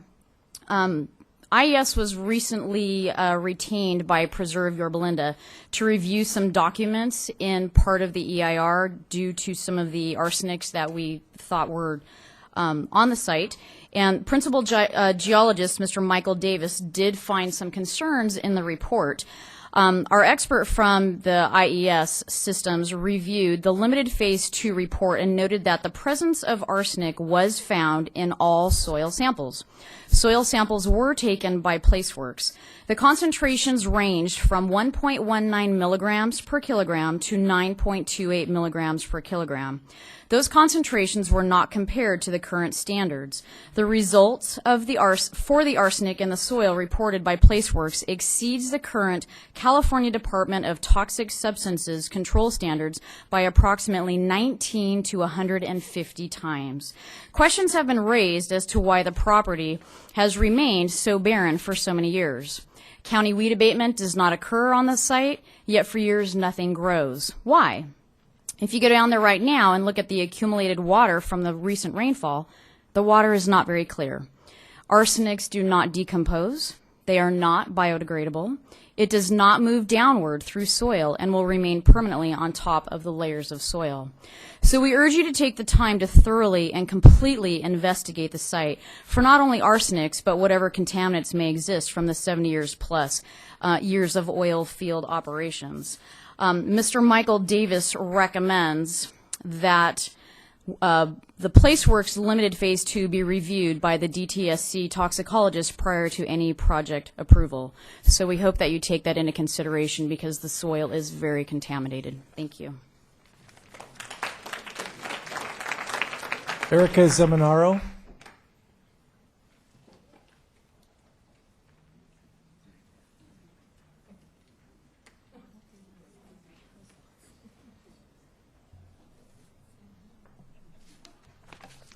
Thank you. My name's Erica Zamorano. I'm a resident of Yorba Linda, and I'm here to just here to briefly discuss the concern about the integrity of those abandoned wells on the property and a little bit off the property potentially. Y10 and 16 are the abandoned wells on the southern edge of the property. Historical photos show them on the property. However, the surveyor assures us that Y10 is 11.95 feet and Y16 is 0.72 feet away from the southerly property line. The letter from Canyon Consulting Firm, which was hired by ETCO, claims that the wells were excavated to as built on December 3rd, 2015. Photos taken on this site on December 9th of the same year do not show any excavation on the southern slope. Earlier, it was also stated that it was 8 feet away from the property, but it's not certain or clear to us if that's measured from the well head, from the what part of that well are we talking about, and also how big is that well. We don't have that information, so that doesn't really give us a clear picture of that either. It's our request that the wells are physically located and that Y16 specifically is excavated and abandonment checked. The well is potentially less than an arm's length away from this high-density project. It's not clear, like I said, how wide the well is or that measurement. Y16 was drilled, I think as mentioned, is 1927 and plugged in 1974. We feel it would be prudent to confirm those abandonment procedures from that time of 1974, that they're current and they're up to standard prior to any entitlements. Each and every wellbore that punctures the earth potentially becomes a man-made superhighway for methane and other gases such as radon that would normally take millions of years to migrate to the surface. Oil and gas wells leak for a variety of reasons, but frequently or typically it's about corrupted cement. Over time, a cement seal in a wellbore can shrink, crack, degrade, or be dissolved by acids. In addition, steel casing often corrode as they age. Additives added to the cement by drillers, like in construction, can weaken the seal. And plugs used to cap abandoned wells typically experience significant degradation. In some cases, local geological conditions, such as shallow grave beds or swelling clays, also make cement seals difficult. So in summary, these two abandoned wells pose a potential threat to the Yorba community. The proximity to the buildings and the undetermined proximity as well, how close really are they? And there's also the validity of the abandonment, and the excavation is also in question. And even with adequate abandonment protocol, the safeguards of abandonment can also be violated by the local construction. Thank you. Thank you. Okay, Pete Frederick.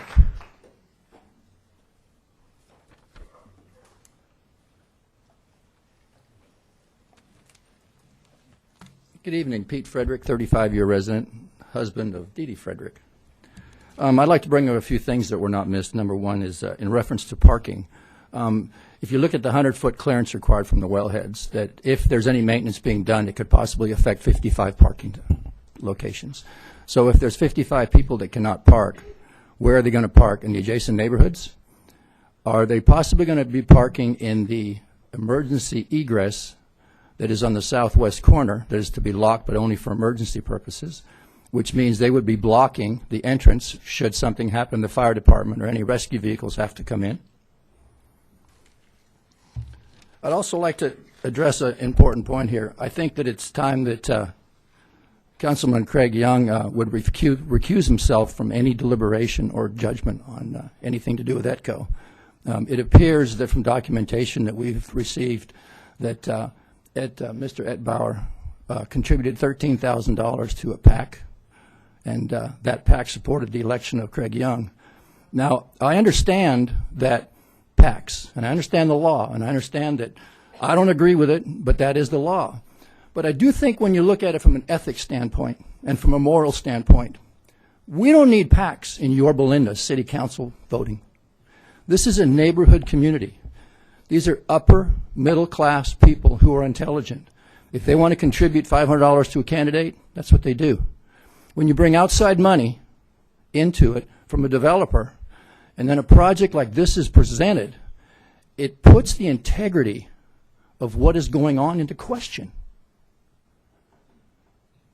And I would hope that he does recuse himself, because I think he has ethics, and I think he has values, and I think he needs to show the community that he can't be bought.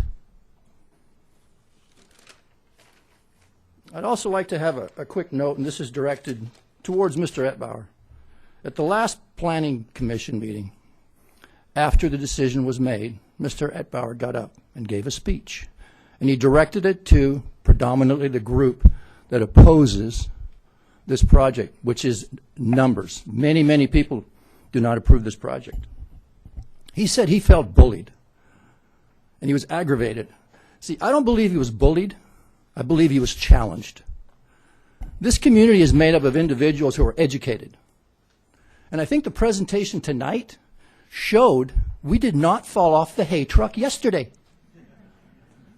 These people spend hundreds and hundreds of hours looking up facts, details. Nothing was hidden. So many times in the presentations that I attended when ETCO presented their plans, there was always something uncovered. An oil well pops up out of nowhere. The slope problem. Nothing like that ever happens.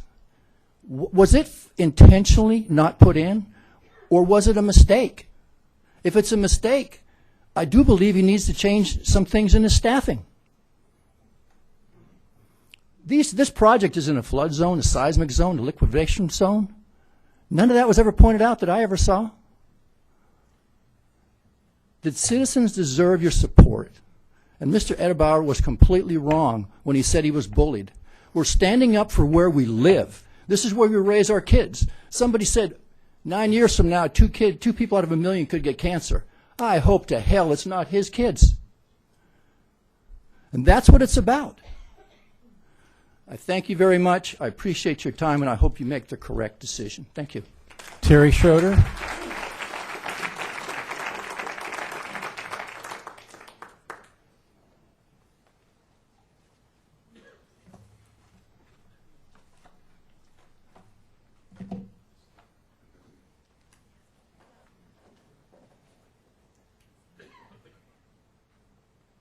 Could you please call up ETCO Oil PowerPoint, please?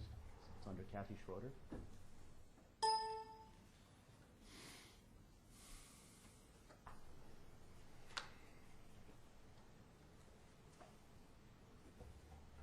Thank you. My name is Terry Schroeder, and for the past 18 years, I've spent here in the land of gracious living, and I hope to continue to do so. So, welcome to the ETCO oil field. Make no mistake, it is an active producing oil field, and likely to remain so. Its monthly average production exceeds 46,000 gallons. The field is not limited to the 4 active wells on ETCO's property, however. Within 350 feet, there are 10 more wells. Next slide, please. Even closer, though, is this transfer manifold, which services all of the immediate wells. It is within 60 feet of ETCO's property and just outside the rear windows of building number 3. You didn't see ETCO mentioning that, did you? This manifold and the piping that connects the wells consistently operates at 2,000 psi. Next slide, please. You can see the actual gauge there.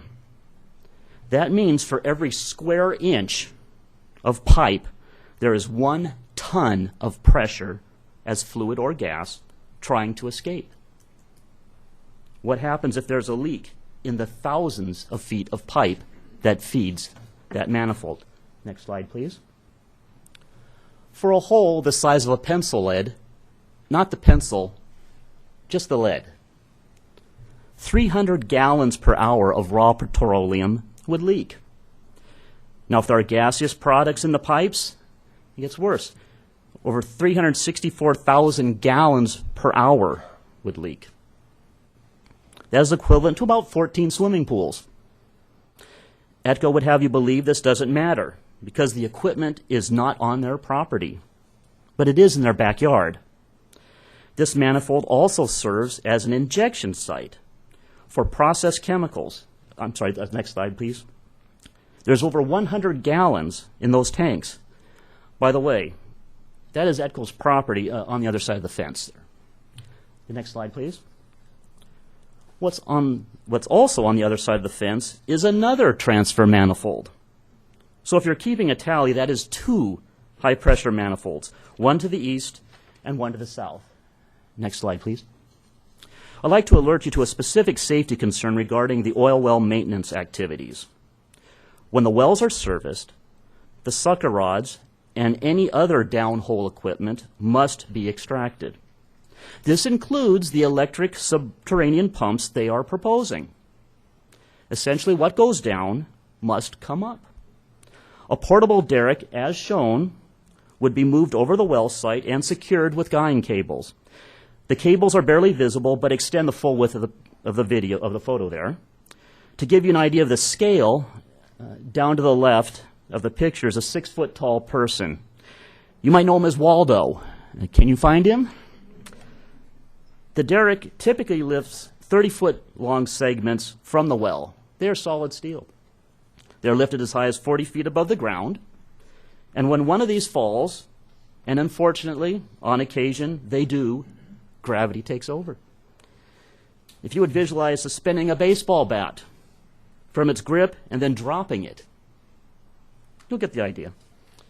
Every one of ETCO's 4 active wells has residential common areas within 30 feet of the wellhead, including the outdoor lounge, the pool, and basketball court.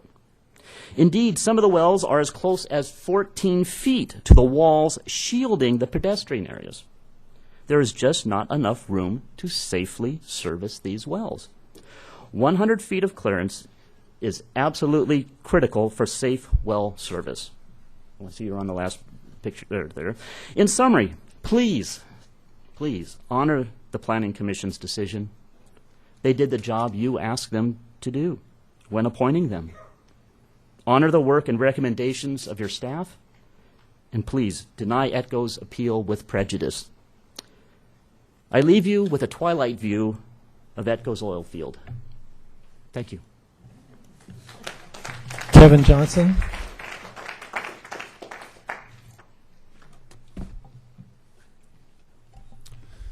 Good evening, Mayor Lindsay, members of the council. Thank you for the opportunity to be here. My name is Kevin Johnson. I'm an environmental and land use attorney from San Diego, although I've worked in Orange County over the years off and on, including in the city of Yorba Linda, maybe about 10 years ago or so. Wow, what a great presentation by the public. You ought to wonder what I have to add to this. I'm here, of course, in support of the staff recommendation that the Planning Commission be upheld. What you've heard to date, and I know there's going to be other comments here, is really a comprehensive indictment of what's not covered in the environmental impact document, the CEQA EIR, which your Planning Commission wisely decided not to certify. It's incomplete. If you don't cover all these impact issues in the environmental documents, then you've failed to proceed in a manner required by law, and that gets you in violation of CEQA and state law. I had an opportunity to walk the site today. I was struck by how barren it was. Noticed there were no weeds on it. I saw colored water ponding next to one of the wells down in the valley, and it was green and blue. What are the chances of that not being contaminated? The fact of the matter is very simple. There's not been a full assessment of this site. It's had active oil wells on it for almost, I believe, close to 90 years in some cases. What's happened with all the drilling mud that comes out of those wells? What happens to all the waste product? When have they spilled, 20 years ago, oil or other toxic chemicals? And nobody knows where they are. I listened with close attention to Mr. Peterson's comments. He referred to the work that went forward in the limited phase 2. And he said, well, we didn't know what they were going to find out there. Well, why not? You want to put residents here in this area? Why didn't you take the time to figure out what was actually out there? Mr. Davis's letter, which came in last week, we asked him to take a second look at the limited phase 2 report. He pointed out the fact that the wrong standards of significance were used by, off by, huge amounts in terms of scientific standards and what is required by the law to evaluate the site. I would like to give you an example of what could happen with this site. A number of years ago, I was involved with a project that was to be built next to Quail Botanical Gardens in the San Diego area, and they wanted to build on a greenhouse site. and all the experts and the teams of consultants were there and saying, oh, we've evaluated this site, and it's fine, it's completely clean, there's really no problem in terms of what's out there, even though many people knew that greenhouses were notoriously bad for using chemicals profusely and not treating them with appropriate caution. So we ended up having to sue the city, went up on to the Court of Appeal and won, and the Court of Appeal said, you got to go back and you got to redo your studies. Well, they went back and did the studies, and guess what they had to do? They had to scrape the top 5 feet off the entire building pad before they could build residential homes, because the site was simply reeking with what can be referred to generally as estrogenic-based compounds, DDT, toxaphene, the list goes on, and they were all out there in quantities and all over the site, and they were an ongoing cancer risk for anybody who went to live on that site. Families digging in the dirt. Of course, you don't have a whole lot of gardens planned out here for this particular site, but kids playing out there, housewives, pregnant ladies out there, everybody was going to be exposed to these cancer risks. And the developer stood up there with their team of consultants time after time and insisted that they'd done a thorough review of what had gone on. So your planning commission has been smart, because they jumped in here and they said, there are some things that are unknown here. There are some things here that we do know that give us questions about approving this project. And basically, I took, and I say I'm running out of time here, I took with interest in Council Members Huang's comment about Neighborhood Watch. What you've got here tonight is a special group of a very large neighborhood watch organization that is looking after issues that are a threat to public safety. And we started the night with public safety issues as a theme. We heard it from the Chamber of Commerce. They're talking about health and safety. We heard it from Lieutenant LeGarrette, although he was talking about personal injury that could occur in a matter of seconds in a violent crime. I'm up here talking about personal injury that could occur over a period of years to unknowing residents who are subjected to conditions that nobody right now really thoroughly understands. So I strongly encourage you to uphold your Planning Commission decision and go ahead and take the time to fully understand what's out there and then make an informed decision, which is what the California Environmental Quality Act requires fundamentally. Know what you're doing and then make a decision, whichever way you decide to go, but make sure you know the details and the facts. Thank you very much. Tom Lynch.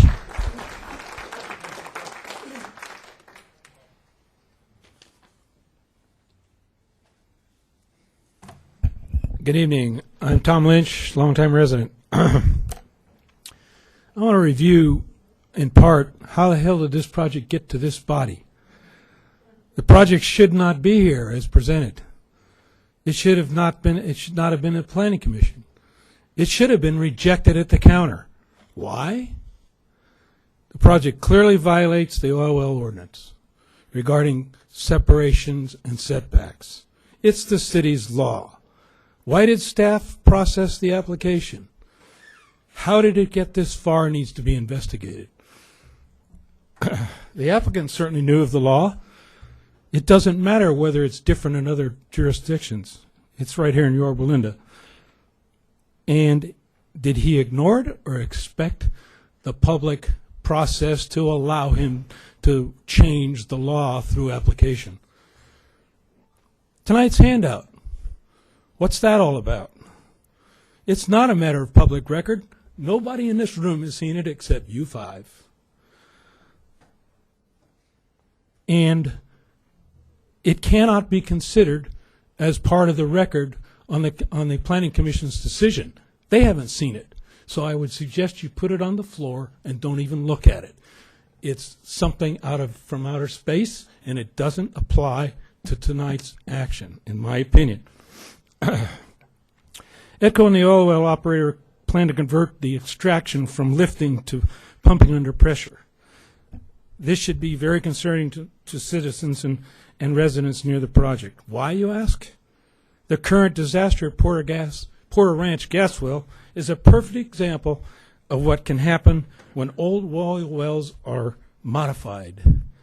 Porter Ranch, the crude oil wells, the old wells, probably same age as the ones in here in Yorba Linda, are used to put gas into underground storage under very high pressure. The oil well piping is probably cracked, and is leaking out of the old well. Thousands of Porter Ranch residents are affected, and everyone who touched it is being sued. On this site, what happens if ETCO and the well operator, when the oil wells are changed to pumping? High pressure pumping. Will the old piping hold the pressure? Will the piping moving the crude off site leak? Do they have a plan to deal with leaks should they occur? Is a 100-foot separation enough distance for safety of the residents? I don't think so. There are many more questions associated with this conversion that have not been explored. I, for one, do not believe anyone would want to live within 100 feet of active oil well pumping under pressure. What are the children going to say to their parents? I really had fun today. I played around outside the wells and exposed myself to carcinogens. The Planning Commission recognized these hazards with the project. They concluded that the project must comply with the 100-foot separation requirement. They rejected the proposal. I suggest the zoning and use of this project be changed to something that's more compatible with operating oil wells. I have no idea what that is. That's for you to figure out. It should also be noted that the oil well provisions in the ordinance cannot be changed without due process. You can't change it on somebody's application from outer space. It doesn't matter. It says what it says. That's why I'm really concerned that you guys are even looking at this. The council should follow the Planning Commission's advice and reject the proposal with prejudice. Thank you. Judy Morton. Judy, there you go. I have no other cards. Raise your hand if you want to speak. If you'd line up so we know how many more we have then. Thank you. Judy. Okay. Yeah, hi.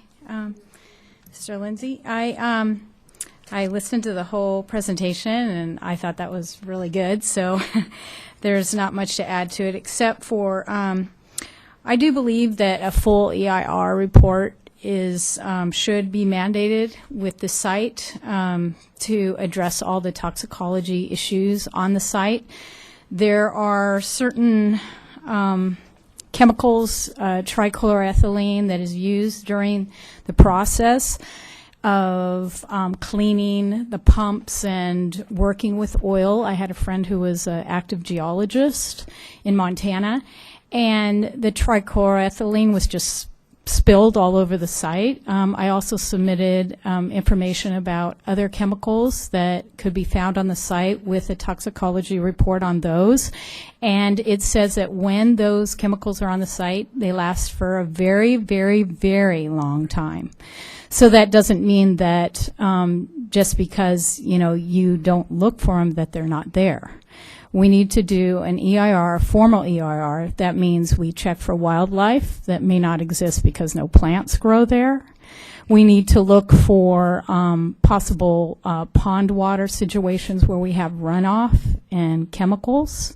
We need to thoroughly look at this site for all carcinogens that could be caused by children. We all know children eat dirt. They put their hands in their mouth, and that gets into our kids. So we need to look at that and see what happens.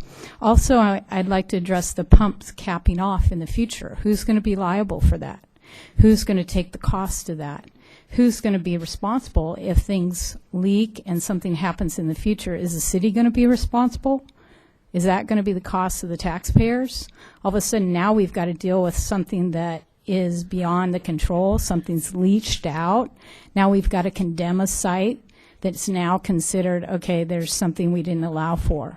So that's why these conversations today and tonight has now made everybody liable, because now it's been all brought forward to your attention. And so we need to really look at these things and really consider what's going to happen in the future, because it's not a decision we make today for us. It's for what we make for our kids in the future and for other people that are there. And sometimes that's, you as city council, that's what you're here to do, is to protect us and to protect the rest of the people here.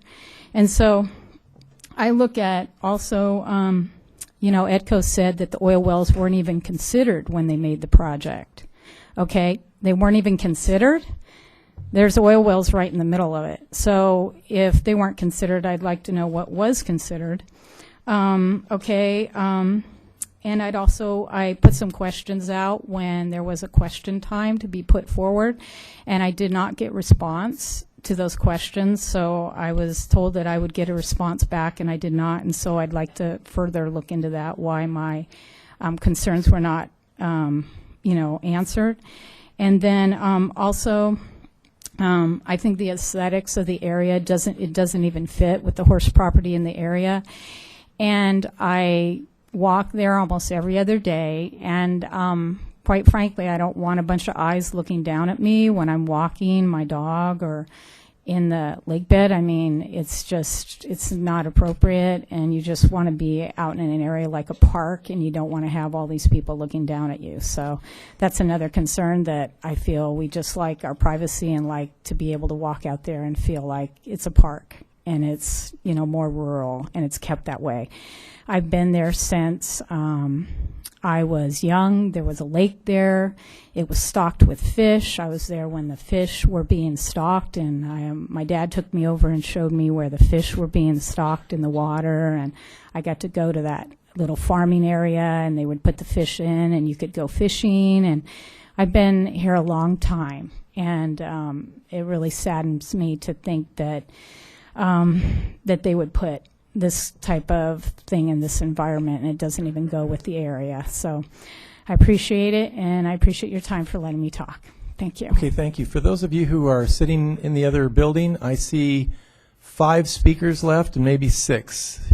If the gentleman just stood up was going to speak. So if you're over there and you want to speak, now would be the time to come on over and get in line. Again, I see 5 speakers left, and then maybe 6. I'm sorry, I can't see behind. Just want everyone to make sure they have a chance to speak. And after the final public speaker, we are going to take a brief recess of only 5 minutes, and we'll have the applicant have a chance to give a rebuttal. So, sir, good evening. Mayor Lindsay, City Council, my name is David Schmoose. I am only a 2.5-year resident of Yorba Linda, but that's kind of the point. When my wife and I were looking to move to this community to be closer to our church that we so dearly love, which is Vineyard Anaheim, we were looking for a place that had open space nearby, and we found a cute little house right across the entrance to the lake bed on Buena Vista. Moved in 2.5 years ago, and have been delighted about the lake bed. Let me tell you a little bit about the lake bed. I know not everyone gets to visit it regularly, and I've learned a lot about it in the last 2.5 years. It's a place of sort of nostalgic charm, in a sense that it's not regulated, it's not really fenced, it's not there's no security lighting. It's just sort of obviously wilderness, and there's so people go out there and they set up their own rope swings, and they design their own BMX bike jumps, and there's a place called my kids call Winter Wonderland, because you go in this little nookie area, and there's this tree, I don't even know what it is, but it drops all this white stuff all over the ground in certain seasons of the year. And it feels like walking through the snow, and there's acres, feels like acres of blueberry bushes, or blackberry bushes rather, you can go in and pick in their season. And it's just, where else in our community do you have a place we can raise kids where they can go across the street and experience that kind of independence and that kind of really nostalgic charm. Now, picture the lake bed with triple the amount of residents living on the lake bed. 149 apartments. Again, there's no security lighting. There's no really effective fencing. It's not a park. It's truly is a wilderness. There's all kinds of places to hide. I believe that if you approve this project, 2 or 3 years from now, we'll be back here in this council chamber trying to solve the security problem that is created by the lake bed.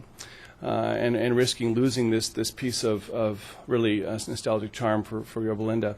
Just last night, my wife and I were shocked in our bedroom to hear some screaming. We ran outside about 11 o'clock. Pretty soon we had 6 police cars lined up on the lake bed. Someone had run back into the lake bed to for whatever reason.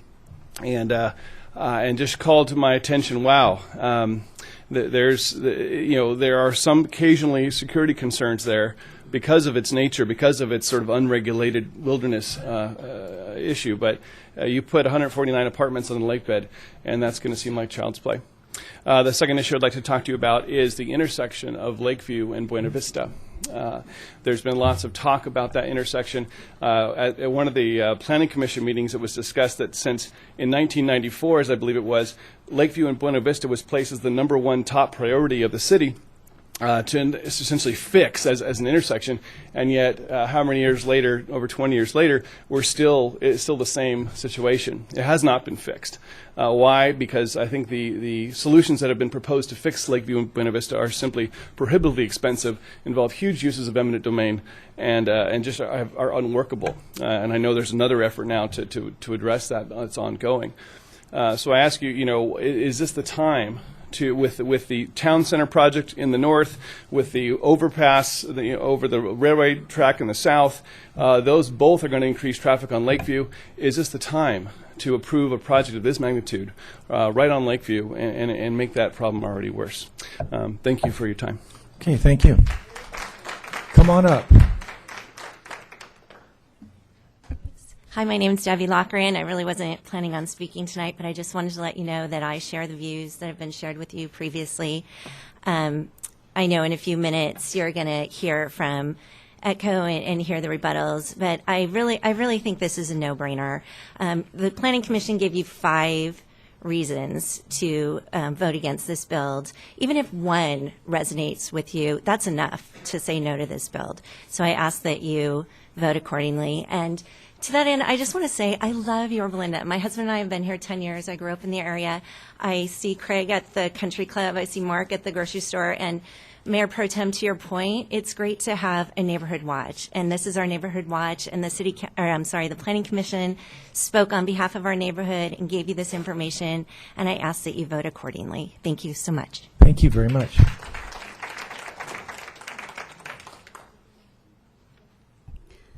I'm an anomaly, Kay Dotson, and I don't live on the lake bed. I don't live anywhere near the lake bed, but I've enjoyed it since 1964 nonetheless. My education is as a biologist. I've also worked as a quality assurance chemist. I'm also an investor in similar apartment developments to ETCO's throughout the United States and Canada. From a developer point of view, we never would have purchased this property, ever. From a scientist point of view, as far as I'm aware, every single well and tank rehab project in Yorba Linda and nearby areas has demonstrated leakage. There were no outward signs of it, but it was only discovered upon excavation. Think about the old gas stations out there on Imperial, Kellogg and Imperial also, and now there's a car wash in La Palma, neighboring city, that also has contamination problems due to its old gas tanks. No longer sells gas, but it's still problematic. As a scientist, I'm also concerned with soil sampling. It appears to be rather minimal for the site, considering what's on it. You need deep excavations and thousands of samples very deep to ensure that the flowing liquid viscous substances are adequately identified. Obviously, no testing around the wells themselves has been done because it's not actually on site, but it's quite pertinent because that hazardous material doesn't respect walls and setbacks. I've also been very personally impacted by issues in the oil industry. Of the dozen siblings of my grandfather's generation, only 2 worked in the oil industry. They were the only 2 that developed a disease that is known to occur in those who do work in the industry. They died very horrible, painful deaths. Statistically, it's very significant. And I've mentioned to this council before that my father and 4 of his siblings died to exposure from substances used in the processing of oil. They were only exposed to it in childhood, and yet all 4 of them died very horrible deaths. Do you want your kids or any other resident to live on a site that has that potential? To Mr. Edibar, This property is highly problematic. I implore you to consider something very different. Perhaps you could donate the property as open space and take a hefty tax deduction and a capital loss. You'll be a hero to all the residents of this city. If council wants to have Mr. Edebar come back and work something on this very problematic land, I suggest you deny this project with prejudice and have him come back 100% suitable for this property. Thank you.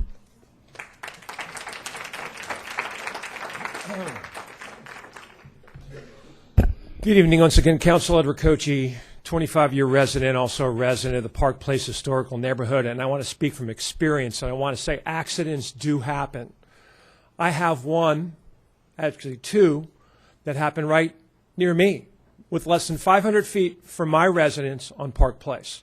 Number one, and I know this council is familiar with it, and I know city staff's familiar with, is the former Ultramar gas station, which is our Times Beach, right? Which was created when they moved things and widened Imperial Highway. Well, there was this nice toxic plume of gas that leaked underneath Imperial Highway all the way under Polly's Pies. Gasoline. Okay? So don't tell me accidents don't happen. Don't tell me gas doesn't burn. Stuff happens. Thank you for bringing up Porter Ranch, Mr. Lynch. It's a fine example that development can cause problems. Things can be overlooked. Another fine example. I'm sure you're all familiar with the presidential walk homes by the Nixon Library. Well, unbeknownst to the developer Olson and their contractors that they hired, there's a 36-inch high-pressure gas line that runs underneath that property. They knew the easement, they just didn't quite know where it was. Well, one day they're out there digging away, and I'm in my office in the back, and all of a sudden I hear this high-pitched squealing. I'm like, what the heck is going on? And it went on for about 2 hours. So I talked to a neighbor later. Said, oh, yeah, they were digging, and they hit the high-pressure gas line. Boom, there goes Park Place. I mean, you know, we could have had a nice little crater over there. The other thing they found out when they excavated the property is they dug down and they removed the old avocado packing facility. Okay, just like you're going to move oil wells, or you're going to shut doors, or you're going to be near oil wells. They dug up and they excavated and they graded the property. They found that the canyon that the avocado plant was built on top of was backfilled with dirt from the Olinda oil fields. So people of presidential, so they dug a huge 30-foot crater in the presidential walk and had to haul all the dirt out of there. So don't tell me stuff doesn't happen. You have a responsibility here. You can fix things. I have one more thing that I want to put into the record. I want to put into the record something about Measure B. We talked about Measure A, and I want to read a section of Measure B, which talks about this. I'm going to say Section 1801040. And I'm not going to read the whole thing.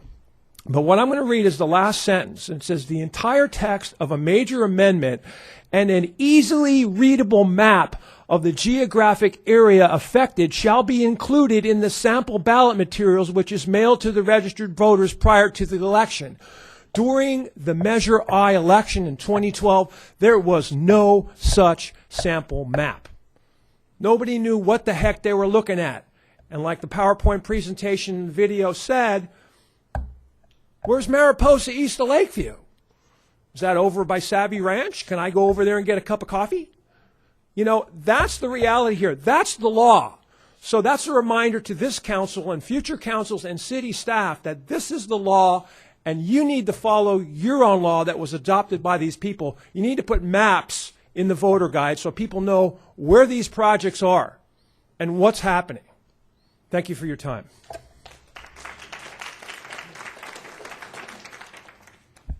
Hi, my name's Kathy Schroeder, 18-year resident of Yorba Linda.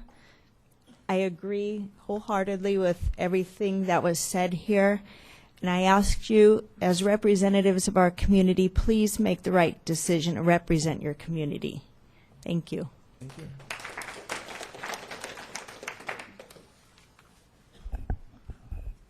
Hi, good evening, Council. My name is Wayne Kircher. I'm a 15-year resident of Yorba Linda. I just want to note that I, too, oppose the project. I've been an appraiser for 26 years. Just wanted to add, from an appraisal viewpoint, it's just kind of interesting to see this kind of development. It reminds me more of cities that have had no master plan, where they allow residential to go right next to, or residential right next to high density projects. Usually that's cities that don't have a master plan that have evolved without a lot of oversight. So to see this project is a little bit surprising. In all my years of appraising, when you've had residential next to projects like this, it's always brought down the value of the residential properties in every case I've seen, and I've done quite a few appraisals. So I just wanted to add that. I would just ask that you look out for the interest of the residents here, and thank you.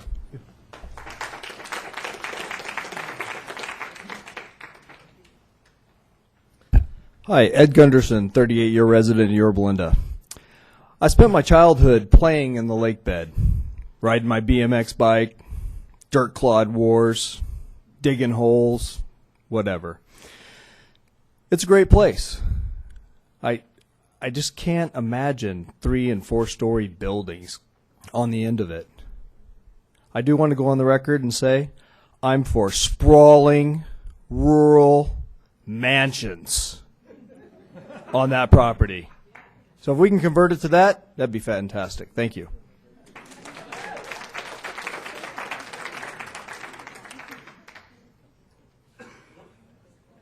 Is there anyone else that wants to speak after Mr. Hanson? If not, I'm going to close it off. Okay, Thank you, Mr. Mayor. Hanson, you have the last word. That's very rare when you've been married 30-plus years to have the last word. So I appreciate that, Mayor. As a matter of public disclosure, so that everybody is clear, my family had one of the Measure I properties that were rezoned, and we did benefit from it. Our property was the one across from the Richard Nixon Library that we sold to Brandywine. And do I have regrets about Measure I? Now looking at where it's all come down, yes, I do have some regrets. But I will say this, though. What I am seeing here with this developer is an approach that was not taken by our developer.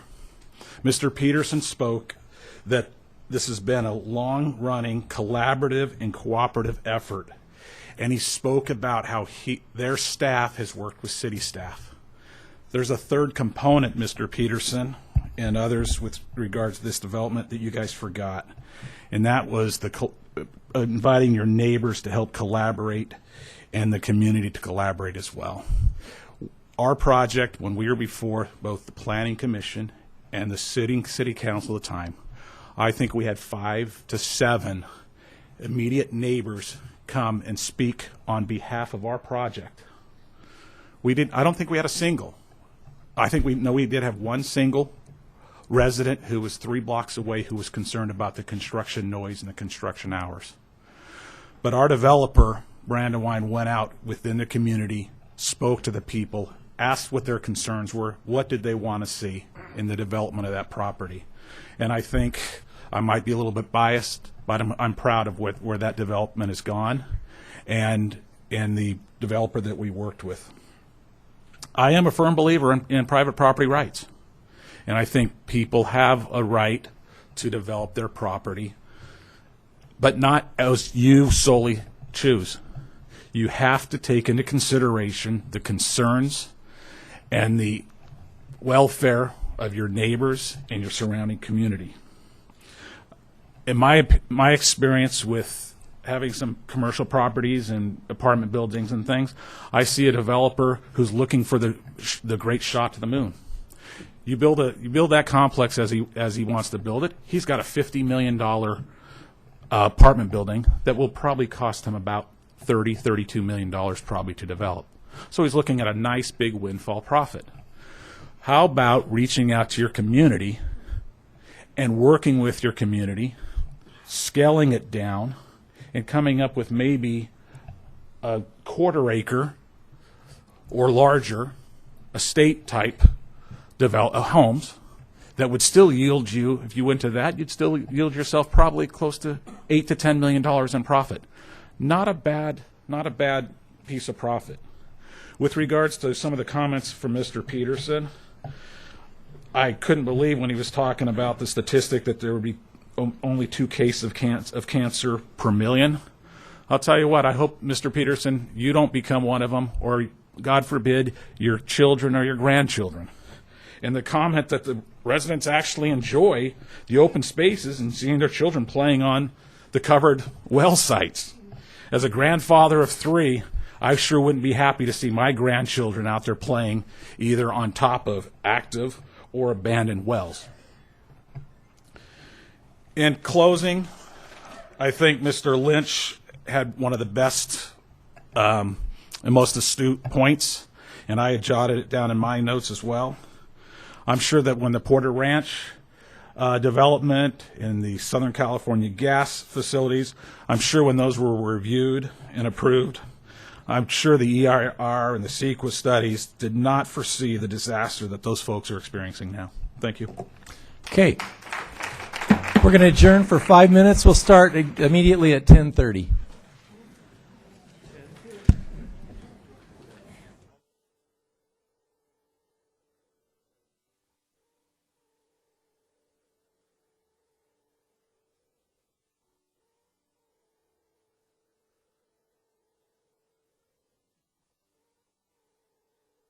Let's come to order.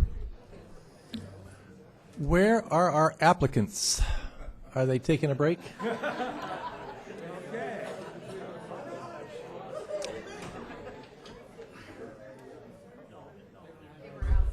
Ed, would you mind just poking around the corner and... here they come.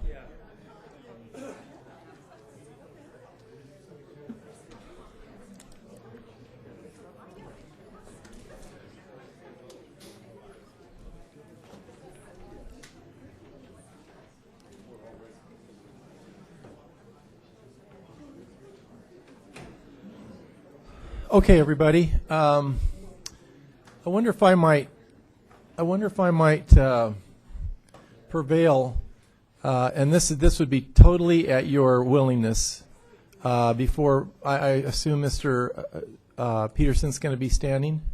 Okay. Before I do that, and if you're willing, and if not, I totally understand. But I was wondering if Mr. Edebar would give us a brief history of that piece of property, with the projects that have come and gone there. Just I'd be interested in having an overview of the history of the property one last time, or your involvement in it at least. Yes, sure. I have been. Thank you. Great to be here. Finally, it's been, I think we're going on 13 years, many different projects. When we first started the project, when we first purchased the property, we came to the city, and the city indicated at the time, far prior to the Measure B, the city wanted to see apartments on the site.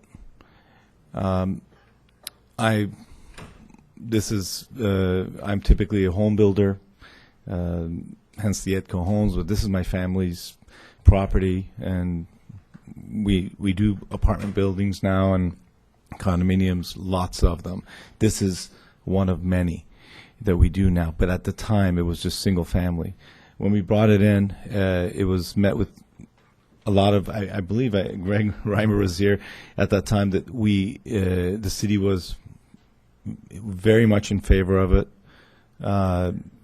We went through Planning Commission. I believe we had unanimous approval. I believe Mr. Schwing was on the city council at that time. But when we got to the city council, we had the town center project. Well, many years later, 4 or 5 years after that, we got to city council. We got denied 5-0 because of the town center, what was going on there, density and conversations that were going on there. Later to find out that, I think there were, at the time, if I'm not mistaken, there were much higher densities proposed on that town center project. We then changed back to the 8 units or 5 units, and we tried to bring that one in, and at that time we got pushed back, and I don't remember if we made it even to city council. We brought it to Planning Commission, and Planning Commission didn't want to see us build all of the lots until some of the lots were, all of the oil operation was terminated. And we said, well, it doesn't make sense to do that, to build 4 homes or 3 homes on that site. And at that time, we tried to, we were proposing to put a gated community, which we know Yorba Linda does not allow, but we had horse stables we wanted to put on the site for the homes, and more of an equestrian style facility. And the big dilemma became with Planning Commission at that time was they didn't want to see our homeowners paying high dues for associations to maintain stables, or they didn't want the homeowner association to ultimately be responsible for oil operations at some point in the future. Measure B came out and passed, and we went back. We brought in a 118 unit. Measure B passed, and then I may be a little bit out of sequence right now, but once Measure B passed, we put the project on the sidelines, and market crashed. And next thing we know, the city was doing the update. We were approached to see if we wanted to add one of our sites, add our site to one of the measures going for a zone change, and we agreed. The original density was 20 per acre, and at the hearing, it was one of the developers dropped out, wanted to go from 20 down to 10, and they asked me if I was willing to take mine from 20 to 30. And I said, of course. It was a little bit of a weird conversation, but with Pam, we conversed for a few minutes, and I agreed. So at that time, the city needed the density and needed the numbers. I believe you still do. Multifamily is still needed. Nothing has been, I believe to date, since the measures passed, I don't believe you've built a single apartment in the city that's brand new, that meets the multifamily requirements. This would be one of probably only projects that will get approved, if it gets approved. And there will not be, I don't believe there will be any more. I see the response, but and I don't see how the city is going to deal with future housing needs for the state, as much as people don't like the state and what their mandates are. But I realize you guys have a need. We have a property. We're meeting that requirement. We're meeting all of your housing guidelines. And in fact, when the housing guidelines were established by the city council, and we're very happy about that, because we thought, well, we have some measures, some guidelines to live by. The law of the land is set. We have a zoning, and we have to design the project. We hired our architect. We said, look, you have this board. You can select from these types of buildings, whether it's ranch or Mediterranean, equestrian, whatever the 3 or 4 different styles are. We selected one and we designed it. We believe we have met every component of that housing guideline, and I don't know what to say when people. There's a lot of emotion here, and it's a great video, but I believe that. And we've taken, I think, 5 pages of notes, and we're going to respond to as many as you want. We have consultants here. We have we've thrown every time we go to a hearing or a workshop, we've been given stumbling blocks. The oil well, the missing, as the gentleman says, the Waldo. It's just a stumbling block. The oil well was never on site. We had surveyed it many years ago. It was never on site, and it still isn't on site. And as you know, whether it's 4 inches away or 400 feet away, it's still on site, off site. And but to their point, there was a block wall that was right next to it, and we revised that. Now, there's a lot of, I believe most of this communication tonight has been dealing with health and oil wells. Your own consultant has done all of the work. What's been put up on the screen is not factual. It is, you know, you can put up a picture of a house or some of the oil rigs that were showing there. They're in Saudi Arabia, in the middle of an oil field. We don't have oil rigs that big. Yes, some of the pictures were correct, but it's not. They insinuated a lot of things, and I don't want to discount any or all.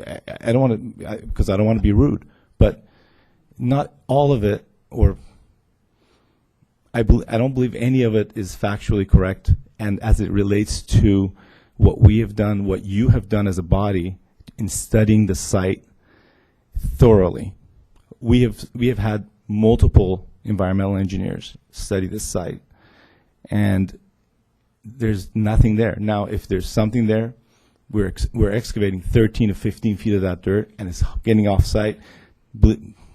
I guess if there is something there, you're going to get a clean property. We've already committed to that. But anyways, I don't want to get into this. You asked me for a history. I'm sorry. I went too far into it. I'm sorry. I appreciate that. So I'm going to let George. I think the point is you said 13 years. 13 years. You've had a history with this Yes. piece of property. Okay. Yes. I'm very happy to be here. For me, this is that finish line. I'll know where to go from here. Okay. But I'm looking for hopefully your blessing. Well, thank you, Mr. Adebar, for agreeing to say a few words like that. I appreciate it. Thank you. Okay, Mr. Peterson.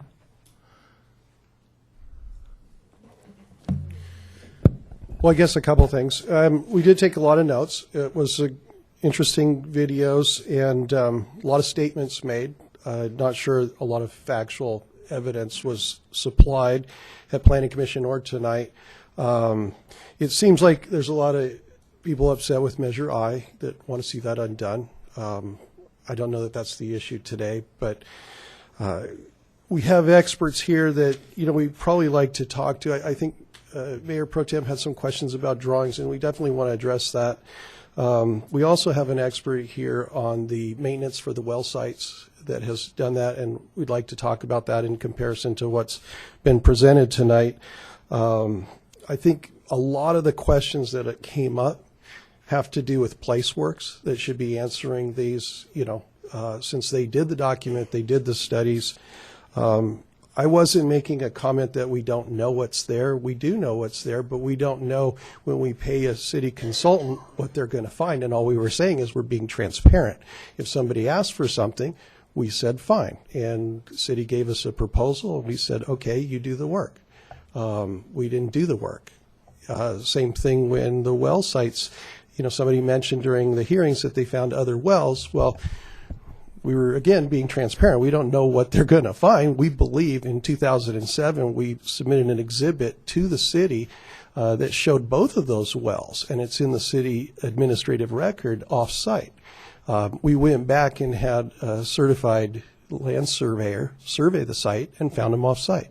So all that did is confirm what we already knew. It didn't need to be on the site plan because they were off-site. But I think, again, PlaceWorks has all that information, and they can go through that. You know, I think in a lot of ways, you know, people talk about GRECA and what that agreement is between ETCO and GRECA. That's actually recorded. It was also supplied to the city that allows GRECA and ETCO to work together to create the well maintenance, the well sites. ETCO's actually going to build them. GRECA's going to maintain them. And that's the relationship, and that's been documented and recorded against title. So there is an agreement between the two, and I think that came up as an issue.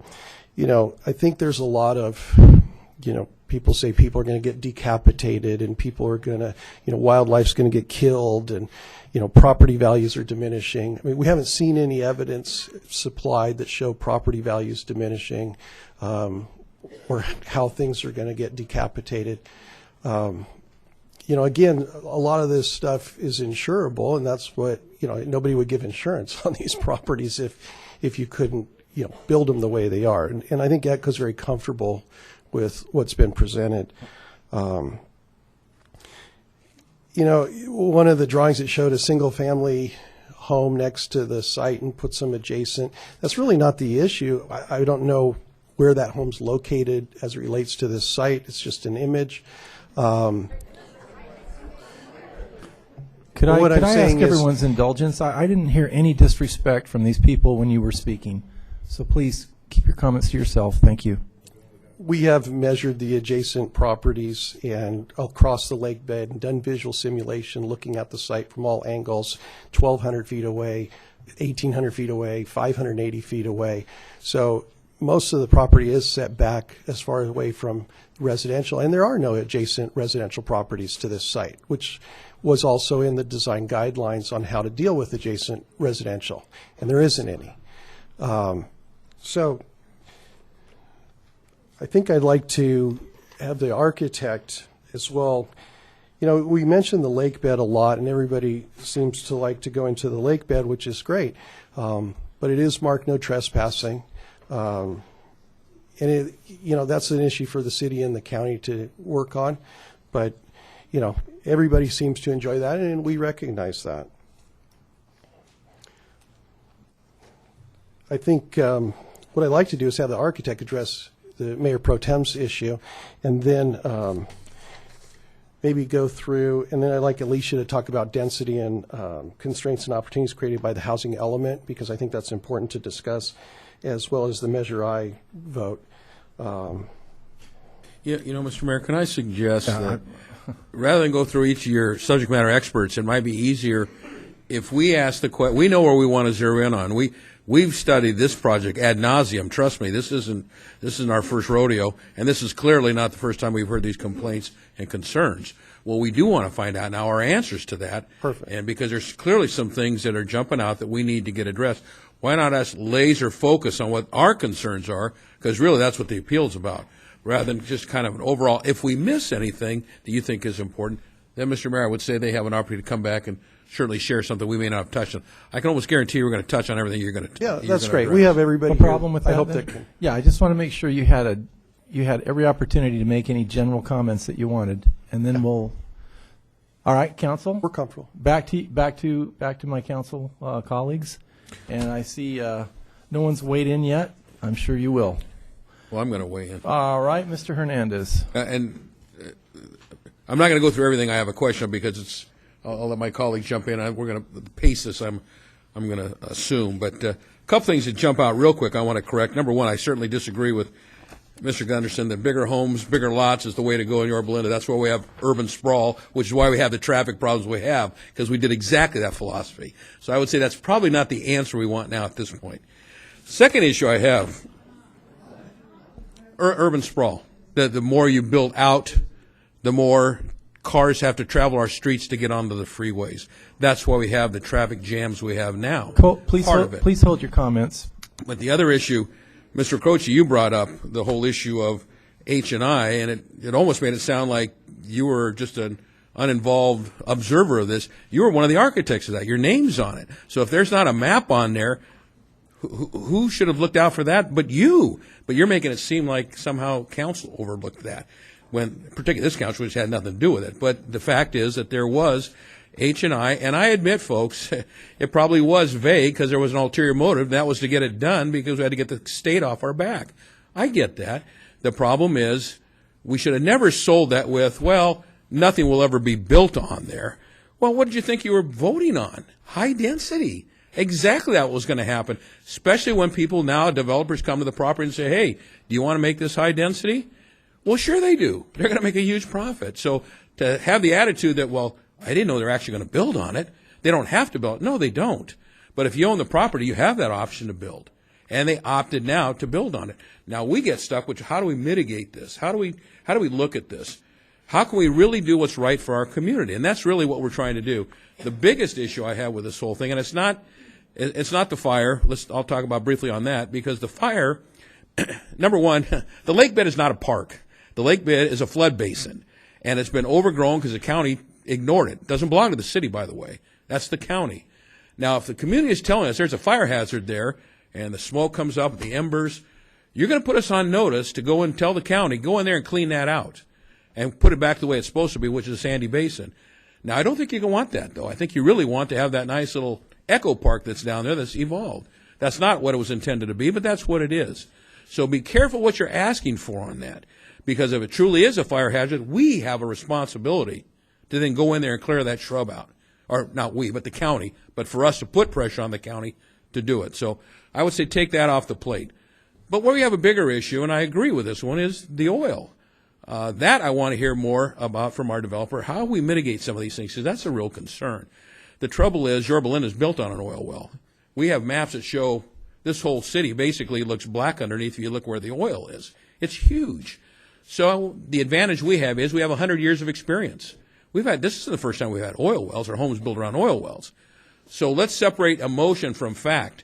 Have we actually had some issues? I saw a lot of worst case scenarios came up.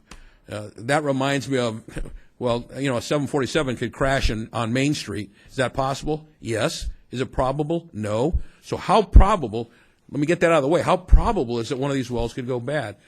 Well, I do believe that wells over time will leak. We've seen that with gas lines. They do leak. What's the real issue here? Is that a possibility? That we need to find out. Also, I want to be clear, I've heard a lot about this maintenance, that you need a certain amount of space to maintain these wells. And I see these huge devices that go up with the rigging.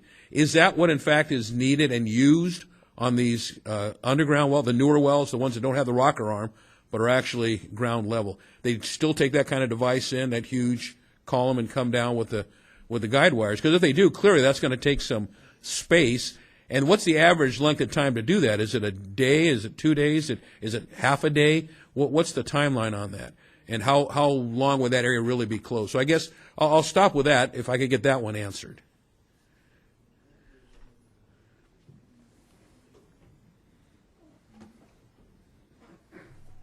Hello, ladies and gentlemen of the council. My name is Hobie Bowers, and I've been involved with oil fields and oil wells all my life, since I started working in them since 1972. Been involved with many projects in Fullerton, La Habra, all the Brea project with Shea Homes and Blackstone and Standard Pacific. And all those wells were converted, for the most part, up in Blackstone to the hydraulic type wells, where they took the above surface pumping units down.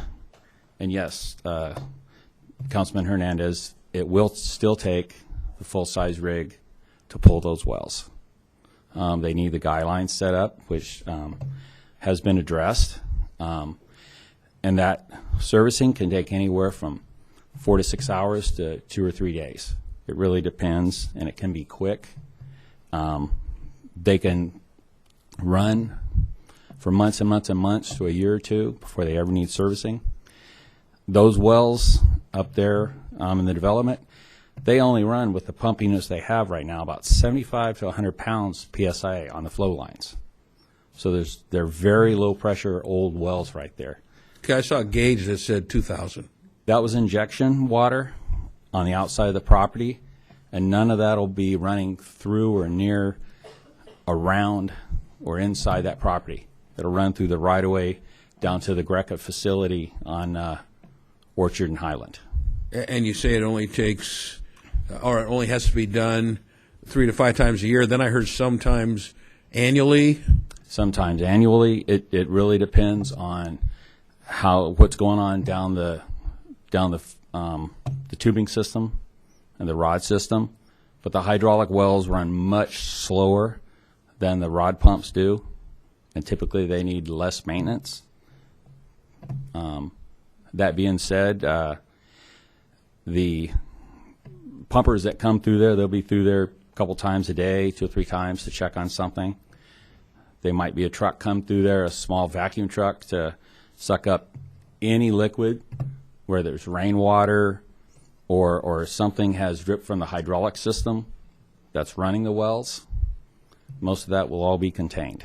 And these guidelines, these wires, I heard that once they're up, it takes parking places. How do we get either residents A to come in there and park? Where do they park? Or emergency equipment to come in? Is that a concern or an issue, and how have you addressed that?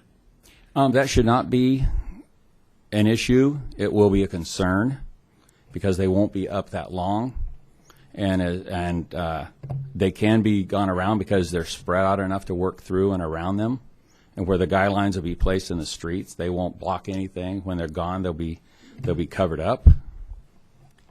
And we'd like to add that those guidelines will not be in any public, in any parking areas.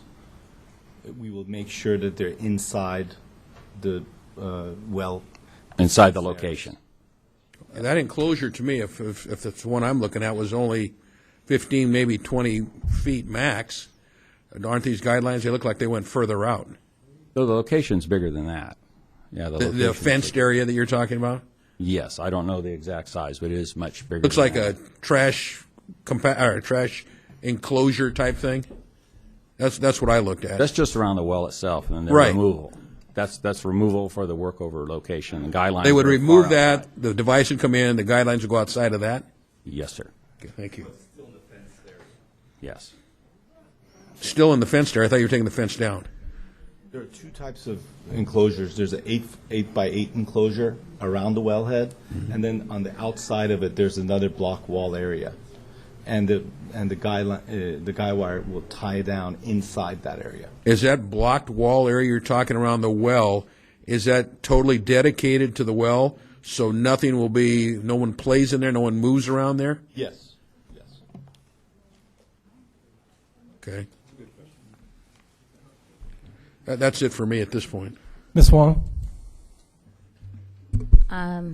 Mayor, just procedural questions. While we ask these questions, will we have an opportunity later to make our comments and analysis?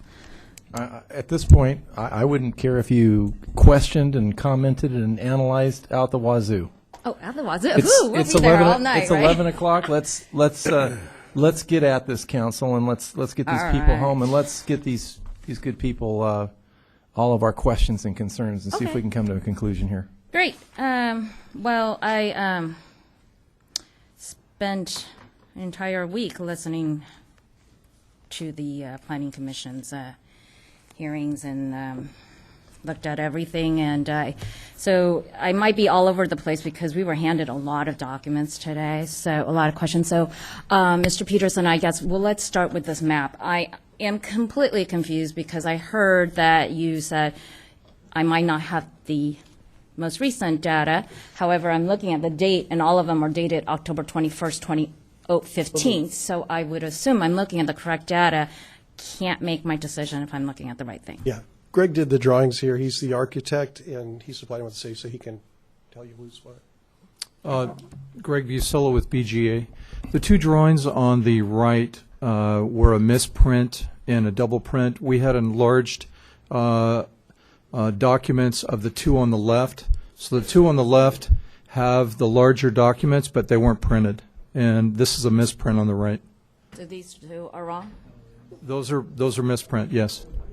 Let me just take those down. Okay, so maybe we should take them down. The only problem I have with that, I actually like that map a little bit better, is because when I was looking at how you would park your trucks at 25, 30, 45, and 50-foot trucks, I mean, it would take up the parking space over there. And so if it's not there, then I'm looking at it being parked on the tot lot.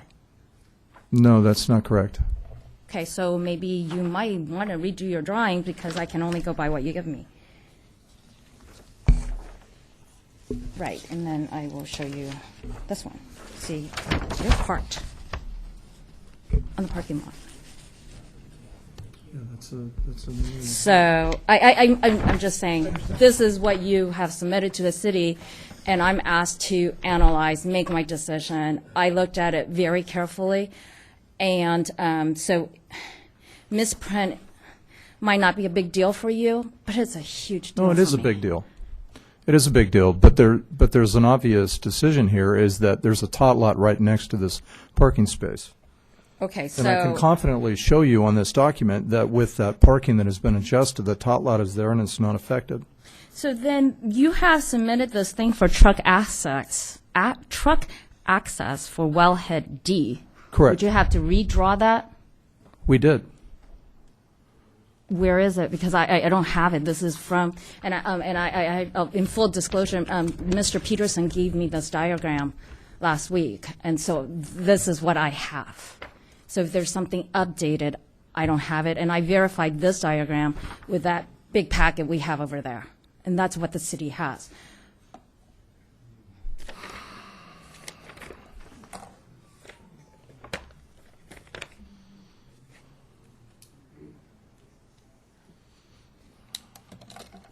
Or you want to take some time to look at that and then I get do. back to me, and then I That will would be a great look idea. at that. What else have you got, Ms. Wong? Oh, I got lots.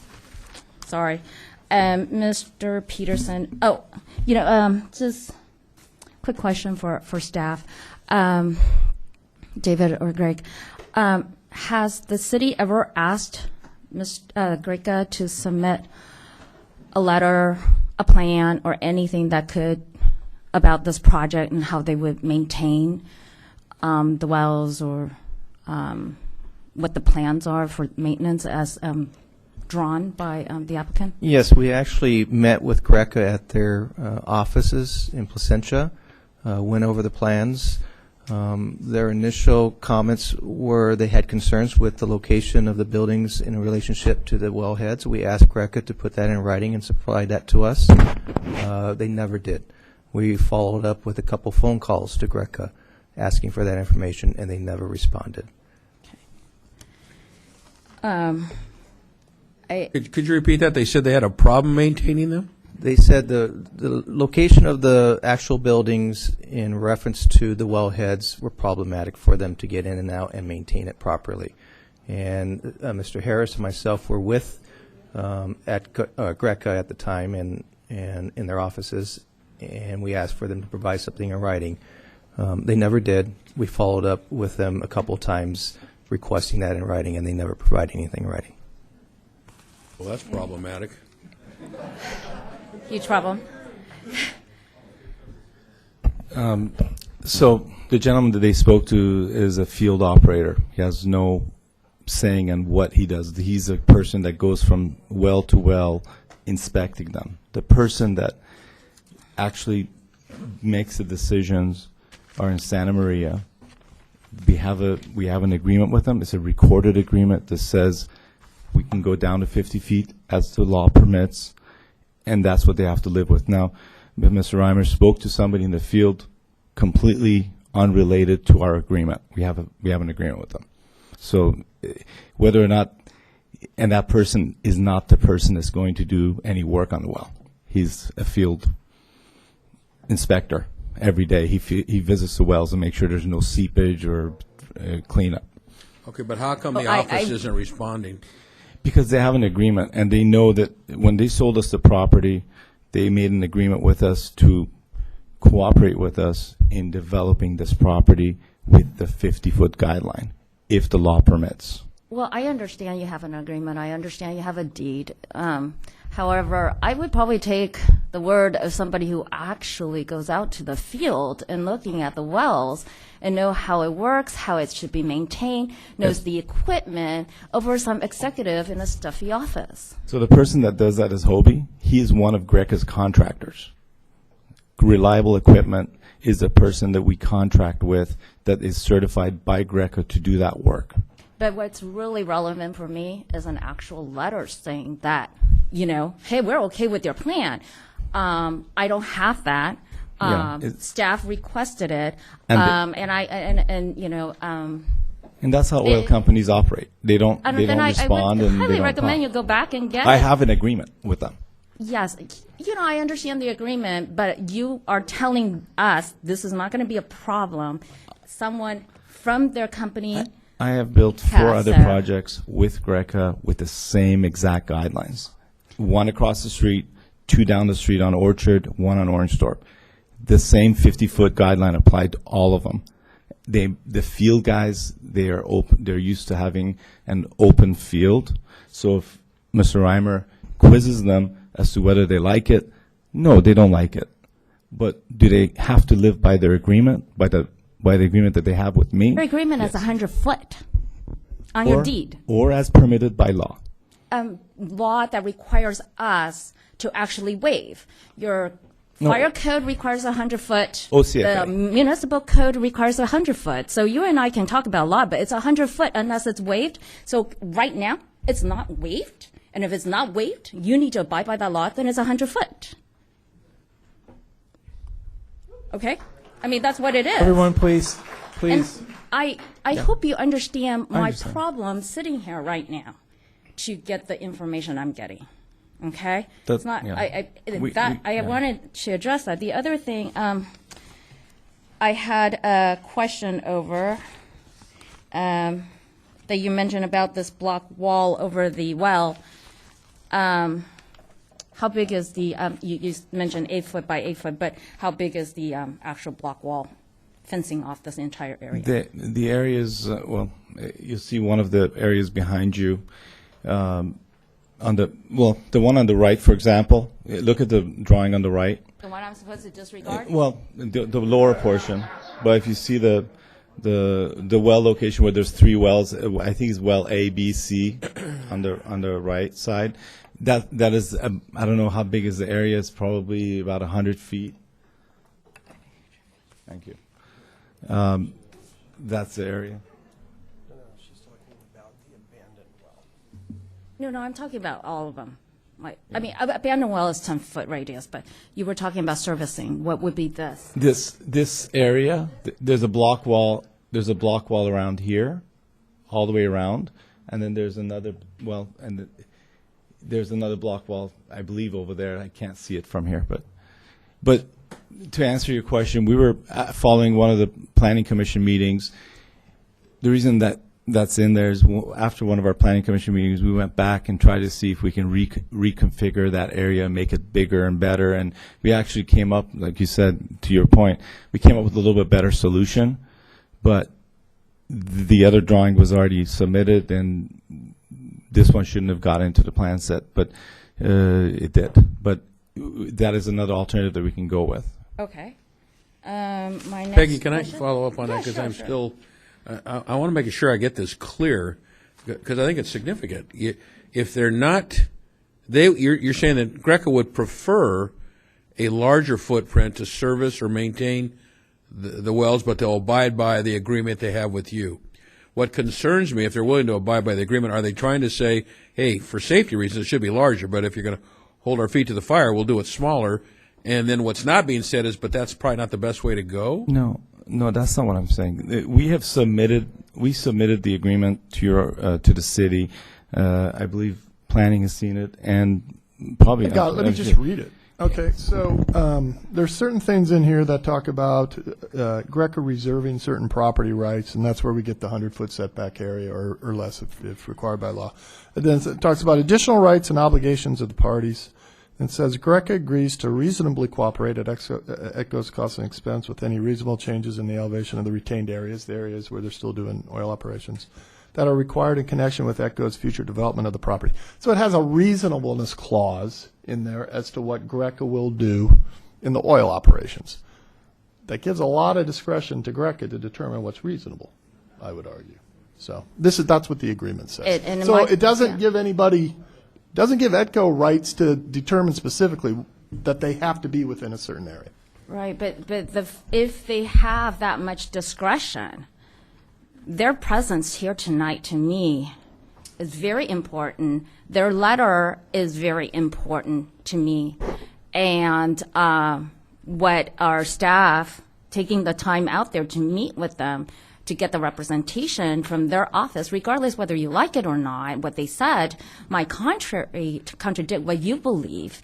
That person was, when they met with our staff, is speaking on behalf of Greco, and that to me means a lot unless you show me something completely opposite of that, and right now I don't see it, and it's a concern, and I think everyone in this room would agree it's a valid concern, especially the very people who are contracted, who have signed this agreement to maintain it. They have that much discretion. It is not unreasonable for the last 4 weeks, 6 weeks, for these people to come and give us this letter. In fact, when I went back and I'm looking at our CEQA document, the staff has presented us as a concern, and it wasn't really, nobody seemed to care about it or did the due diligence to bring a letter from Greco. So that's where I am in terms of the questions. And as for my next question, it would be directed at Mr. Peterson, who is approaching, is really another one about abandoned oil well, now that we were talking about. Sure, and I just want to go back to your other point, because I think it's great that Greg reached out to Greco, which is fantastic. I think it's important to note that they didn't have any negative comments during the CEQA process and didn't supply you with any information that said that, I mean, they saw the plan. The easement dates back to 2002. They anticipate the development. They're very familiar with the site and what's going on, and the city even reached out for them for comment, and they didn't have a comment. So they didn't supply one during the process or at any public hearings and say they don't like the envelope that's been developed by ETCO. Well, my problem with that is just because they didn't submit a negative, it doesn't make it a positive either, one. And number two, if ETCO is coming in here and say this is going to be a plan and make the representation that Greca is okay with this plan, we're telling you this is the plan, and must, you know, we have an agreement, they're going to go with it, then well, I think it's further I than would that. expect that. Yeah, and I expect that, and to hear contrary, then I believe the burden is on you to prove to me that they're wrong, and perhaps you want to have a nice conversation with them tonight at 2 o'clock in the morning. Well, we don't know they're wrong because we don't know what they're saying. But, you know, I think if Greg's trying to push information out of them and they're fine with the plan and they don't want to provide that, then you have to weigh that. Well, did I hear you say you've got somebody from Greco here? Yeah, Hobie works, you know, with Greco on wells. The and he can independent talk contractor, about he it. doesn't work for Greca, right? He's a contractor, you're correct. Okay. So he really is not authorized to speak for them either, because he doesn't work for the company. If Greco was interested, I think they'd be here. So, but As the field manager, he does not have authority to speak on behalf. Exactly. Well, that's as close as I'm going to get from Greca tonight. And I don't, Okay, well, and it's potentially hearsay that even they have had that conversation. So I don't. We don't know if that conversation ever occurred. I'm going to definitely take my staff over you right now. And so I'm going to ask these questions. These are the Hold your applause, questions please. that we have to ask. Right. And if we're asked to do this voluminous work, detailed work, we're going to ask those questions. Mr. Peterson, I really am having a really hard time with the abandoned well. And I was really confused by your your comments and checking that with planning commissions, the comments you made at planning commission. So at the beginning of your presentation, you said, well, you know, we came in November and the planning commission and found out about these abandoned well. So I went and we did a survey and came back with it in December. Yet at the same time, you know, over at the planning commission, you said, well, you know what, we actually knew about it in 2007. And then you said that again during your rebuttal. So I need clarification. When did you actually found out about it? 2007 or November of 2015? Okay, so let me just back up. 2007, there was a survey that showed it off-site, and I think it's in the city's records or whatever. You know, Greg and I have talked about this at length. What happened was when this issue came up, what Greg said is, well, we need a current survey, and that was stamped by a certified surveyor to put that issue to bed. So we said, okay, and we went and did that. We did it on December 3rd for the December 9th hearing. So, you know, we did have a lot of dialogue on that, and there was some confusion from Greg and the city on where that well was. Is it on-site? Is it off-site? Is it on-site? Is it off-site? So we agreed to survey it, and that's as simple as that is. As far as not acknowledging it in the CEQA document, I think Placeworks would say that it's in the Phase 1 study. It's been acknowledged. There was recognition of it in a 2003 Phase 1 with Dahlgren. And, you know, so everybody kind of knew it was there, but off-site, you know, and we just actually went out and put it to bed because Greg said, look, if you want clarity on this, you should survey it. So we agreed to survey it. Okay, so then my question for Nicole is that did you during the CEQA preparation, did you ask the applicant for information on any abandoned well that would require a 10-foot radius clearance from the property? It's a loaded question. So did you ask them for any information about wells, abandoned wells, on-site, off-site? So the 2003, is this working? The 2003 Phase 1 report that they're talking about did identify a number of on-site and off-site wells. We took that into account. It was also an old study that needed to be updated. So we asked for additional information as well as maps showing on and off-site wells. We did not get a survey of YL16, which is the abandoned oil well south of the project boundary that they're talking about. The 2013 Phase 2 report that came from ETCO included soil sampling along the southern boundary.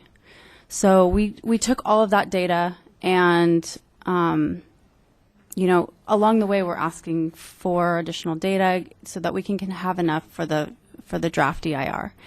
And then before we released the draft EIR, we prepared a soil management plan, because regardless of the fact that the samples didn't show any elevated levels of soil contamination, it was our belief, or our experts' belief, that because of the use on site, that there's the potential for contamination during grading that may be unknown. So we wanted to make sure that a soil management plan was followed and that mitigation measures were included in the EIR to require additional testing. Okay. Additional testing was also done during the final EIR that I can go into. The more phase detail. two. The phase two. So I listened to the Planning Commission's meeting, and so I guess here's my question. Okay, so I heard all that quibbling about whether it's on-site or off-site, but the law is that you cannot build any structure within a 10-foot radius of an abandoned well, and your wall is on that 10-foot radius. I believe the well is only 8 inches from your property line. As a matter of fact, I actually don't even know, because there was one part of your statement where you said it's 8 inches, and then another part of your statement later on, it's like maybe 5 to 8. I'm not really sure which one, but either way, it's less than 10 foot. You have a wall on it, and everything I have seen from these drawings is the wall is on there. I hate to go back to the track map. I had a hard time going through your track map and then looking at these issues, because these drawings that we're asked to decide tonight do not reflect.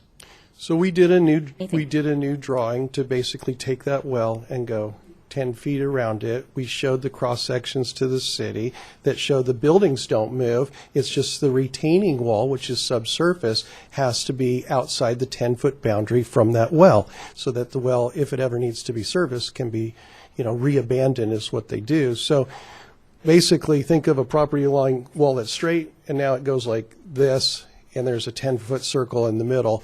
It doesn't impact the building. There's still plenty of distance between the property line and the buildings to allow access through there. So that was engineered, and there's a cross-section that was provided to the city for that. And it would be a condition of approval that, hey, there's a well there. You're going to need to design your wall different. Well, my only problem is that, since we found out after the EIR was submitted, that well was never fully analyzed. Actually, as a matter of fact, I don't think it's analyzed. And that was the Planning Commissioner's problem. And so I went back and I read all those, documents. It's not in there. If you said it's in there, I would appreciate a pinpoint page, because I read through them. It's not in there. Placeworks would have to and, show you. They don't have it. So She just said she did, but it's not analyzed until subsequently, or did you actually analyze the whole entire CEQA according to this new found information, or you did a limited study? We did during the final EIR process, we did, in response to comments, we did additional testing on the site based on the abandoned and operating oil wells within the site boundaries. But within the boundary. But I think the problem I think most people have is that oil wells don't respect boundaries, so I would say that, 8 inches is a little bit too close for comfort. Well, we that. know where it is. We've located it subsurface, 6 feet deep approximately. We photographed it. And, you know, again, it would be a condition of approval, very simple to say, now that you know where it is and it's surveyed, your retaining wall has to respect that and sit within a 10-foot radius of that wall. It's that simple. It doesn't throw out a whole project. It's just a simple condition. Well, and, you know, I'm just going to go ahead with my comments now, just to speed up on time. And I will tell you, and so you could indulge me for a second. First of all, I'm a big property rights person, and I really do believe in that.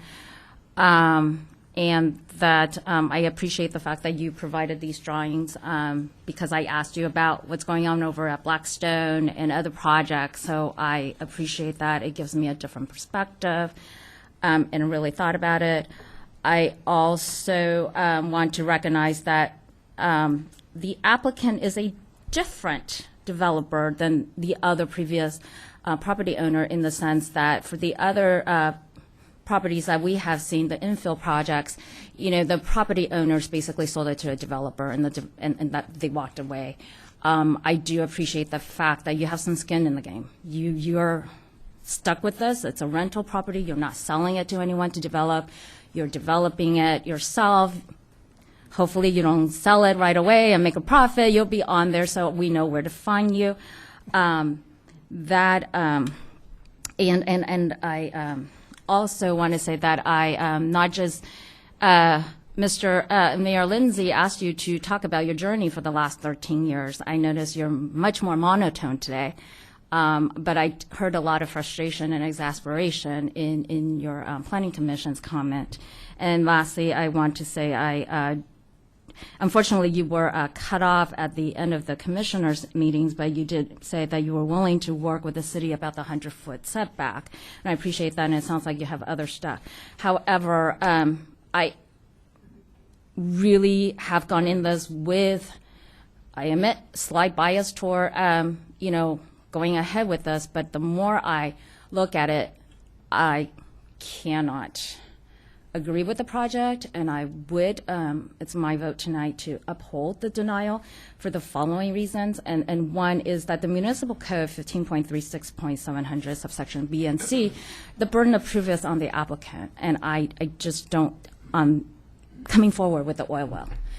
I have a big problem that you knew that the abandoned wells were there, even though it's on offsite, and you can quibble about it. And I heard all that quibbling, but the problem is the law require a 10-foot radius. So even if it's offsite, if you cannot obey by that law at a 10-foot radius, and you parked on it, you violated that law. That should have been brought forward a lot earlier, and when it was asked, it should have been given. My other problem, of course, is the maintenance issue. You know, I appreciate the fact that, you know, a lot of great deal of people who have worked on these wells have kept it really clean and really well. But, you know, from what I'm reading is 2 to 3 times a day they're out there visually maintaining this. And examining this. My problem now with this going underground is, in your statements, what I've read is that the first time you look at it is like 5 years. This is the first time you're maintaining it. And then maybe 3 years, every 3 years. So the gap in time is of concern. I don't want to wait until it explodes. Can I address a couple of those? Sure, I do think that. the maintenance is driven by the need for maintenance. These are new wells, so the assumption is since they're brand new, they probably don't need maintenance right away. Your comment that they're going to need daily maintenance, that's not really the issue. The people driving by are just checking on them and making sure everything is going well. They're not doing physical maintenance per se, unless it needs it. I guess that would be a deal. Going back to we knew the survey was there. I think, as I recall, and Greg can remind me, that we probably provided a survey that showed it farther off-site, but it wasn't signed and stamped. So it wasn't a valid survey per se. And I think Greg wanted a signed, stamped, and certified survey, and that's what we delivered. So, you know, just a couple of those issues. Well, yeah, and I appreciate your comment, but from what I see, that is a huge of concern. The other thing about You know, I'm looking at the municipal code, and I should go back and say, you know, you have a property right to develop. The neighbors have the property right to the full enjoyment of their property. So as a decision maker, the only thing I can go by is really whether or not the statute is met. And the requirements is met mainly because it's not biased toward anybody's property right.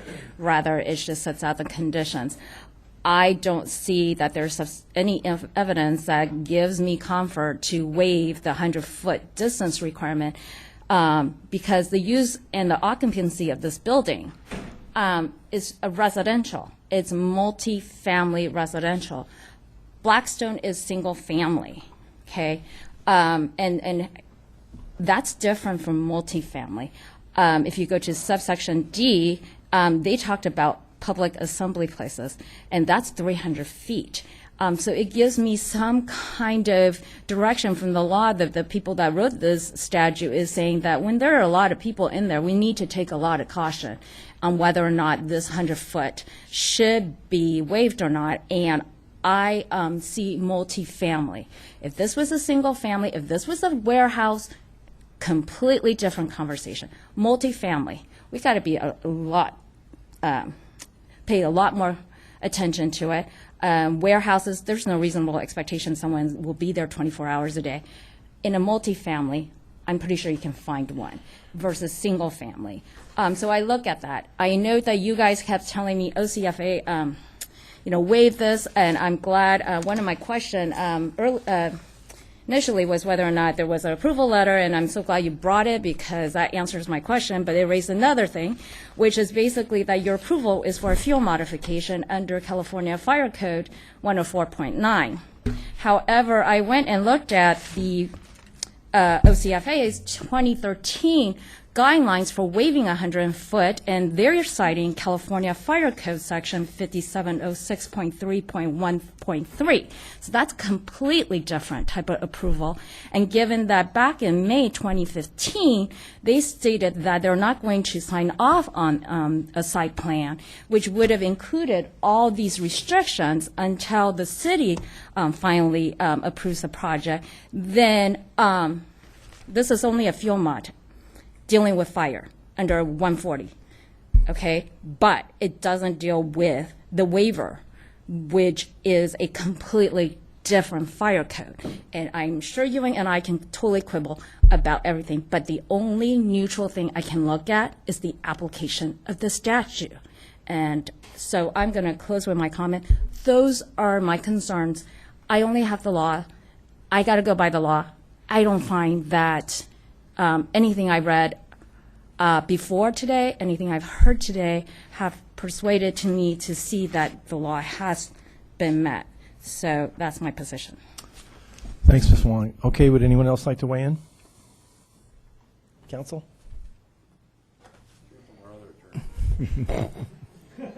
Objection. A number of questions. Thank you, Mr. Mayor. But I would ask, I see we have a number of people from an earlier agenda item that are looking to go home. Is that a 10-second update as far as how the vote went? Are we able to get some people home?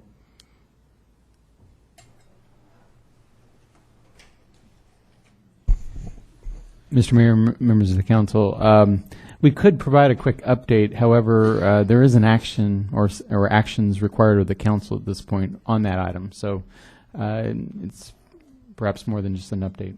I think we're going to make people wait. I'm so sorry. Let's continue. Very good. Thank you. And if you want to go watch it on TV, feel free, or you'll definitely hear tomorrow. Right, there we go. We still have a library issue to get through tonight, too. Or although we have a council policy that we won't take any more issues after 11 o'clock, so I would sure seek to impose that if we could. Go ahead with your questions. All right, very good. And I have a number of questions, but Peggy, can I ask you one first? I'm just trying to understand the distinction between a human life who's in a warehouse, a human life who's in a single-family residence, and a human life who's in a multifamily. You seem to be drawing a distinction there. That's really, when you look at use and occupancy and what's reasonably expected, and when we're looking at accidents, right? Accident can occur any time of the day. So in a multifamily home where you've got, let's just say, 20 units in there, most likely, and it's reasonable to expect at least one person to be in there. When you have a warehouse, 3 o'clock in the morning, it's not expected that it's going to be 24 hours. And it might be one person or two person. So it's not so much drawing the distinction which life is more worth more or not. It is more about what can I reasonably expect, how many people are going to be in that building at a time there's an accident. Multifamily, high likelihood if you're not hitting 100%. Warehouse, you're down in the 5%. I love your comments because they are usually so logical. I'll confess I'm not catching still the logic on that one, but we'll separate. First question I have, and Mr. Brantley, this is super generic, but on a project of this stature, how many conditions of approval would we typically see at this juncture? I mean, do we have 5 conditions of approval? Do we have 50 conditions of approval? Do you typically turn the document back with 100 conditions of approval? Is there a general rule of thumb? Like a test. Is the answer Actually, A, B, usually or more C? than 100, less than 200. In this case, I would ask Mr. Raymer to clarify specifically what the number of conditions would be. I probably don't even need a specific number. I'm just, from a general rule of thumb, I was trying to figure out the idea that Mr. Peterson just said, if there are elements that are unclear, we do a conditions of approval, and the answer is, as we kind of knew, there are usually elements that aren't yet ironed out at this stage, and that answer sounds like it's over 100 usually and something less than 200 usually.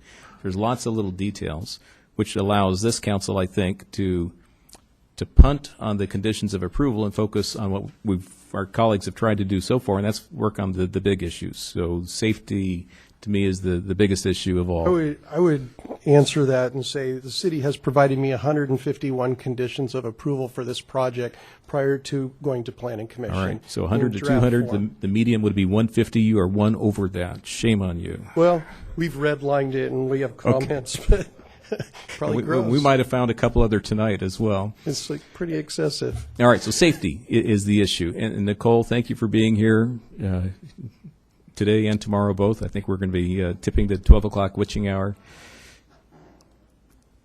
I am curious, and maybe it's Nicole, Mr. Pallone, maybe it's for you.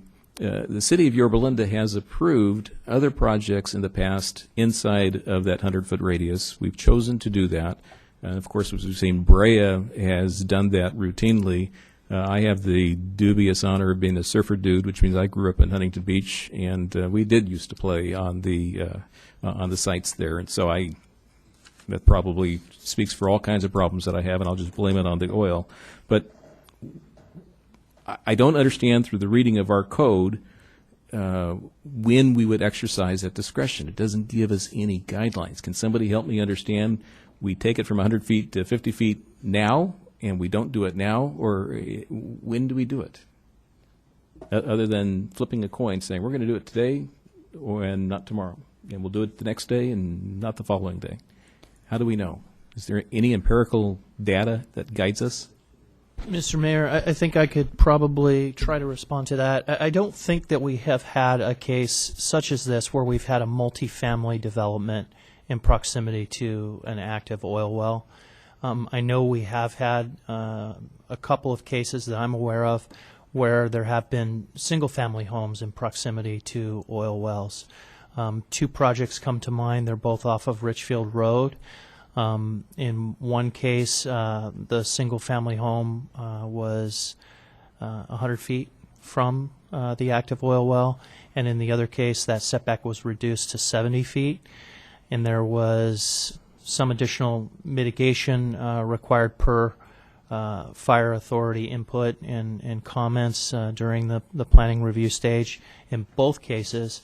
And I think that there were block walls put around the wells and sprinklers and special construction methods that were incorporated into the 2 buildings that were proximal to the wells. So That's in the case of single family. We haven't had a situation, to my recollection, where a multifamily building has been proposed close to active oil wells. And so help me understand the reason for allowing it to shrink down to 50 feet, 60 feet, 70 feet. And again, I'm trying to get at, when is it single family, when is it multifamily? I don't know that that's the reason for the shrinkage, is it? Is it for access, the ability to access it for maintenance? Is there a concern that sometimes they are more safe and sometimes they're less safe, and we're going to play God with the lives and decide that on this particular single-family house we're okay granting a lower one, but not on this one? Or how do we make those decisions? Help staff out, because he's looking at me funny too. Because I asked the same similar question, and I went back to 15.36.080. See, I always go back to the statute, and I'll read it for you. Subsection C: No well shall be located within 100 feet of any building, nor shall any such building be erected within 100 feet of any well not abandoned, except buildings incidental to the operation of the well. The 100-foot distance requirement shall be waived by the director, provided the director finds, 1, that the use or occupancy of the building is such that the 100-foot distance requirement is not necessary, that the building or the drill site incorporates adequate structural and fire safety features to compensate for the reduction in the 100-foot requirement of this section, and I always stress and, number 3, that the owner of the structure complies with any special safety requirements imposed by the fire department. Right. And then earlier I also referenced subsection D to give me a little bit of frame of reference where we're going to go. No oil well shall be drilled within 300 feet of any building used as a place of public assembly, institution, or school, nor shall any such building be erected within 300 feet of any oil well not abandoned. Read that, studied that, got it. The question I have is the first point 1, where it says that unless we deem necessary. What does that mean? Somebody help me out. Counselor? Well, this is in the section of the code dealing with construction near oil well sites. The primary impetus of it seems to be safety, public safety, right? Mm-hmm. So this is a discretionary decision in which you're supposed to use your knowledge and the information provided to you in the totality of the circumstances. In certain situations, maybe it's okay within 100 feet because of X, Y, and Z. In certain others, it may not be. So it provides, some would call it vague, some would say it provides the discretion to you to look at all the information, to make your own determination as to whether that 100-foot setback should be waived. Okay. So that's the purpose, that's the direction. That's why it gives you the latitude as the decision makers in the city. Have we ever waived this, David? Yes, it has been waived. What logic did we use to waive it? We've got 4 of them here. I think in the one example that I'm aware of, which was the single-family development off of Casson, there were recommendations from the fire authority on the one hand, and then for additional mitigation. And as I mentioned, there was a block wall that was put in, separating the building from the oil well area. There also were conditions related to the construction methods on the elevation proximal or facing the well area. There also was a grade difference in this particular instance. The property the single-family property sat about 12 or more feet below the grade of the oil well site, and I think that that was taken into account when this issue was reviewed, because the block wall was placed at the top of the slope.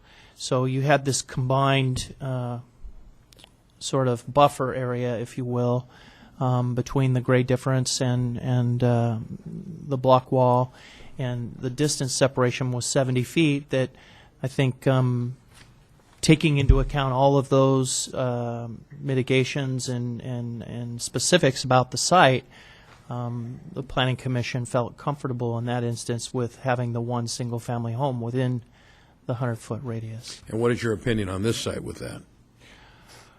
Well, it's really, as Mr. Litvin had noted, it is within the city's discretion to determine I get whether that. or not I get it's in our use- discretion.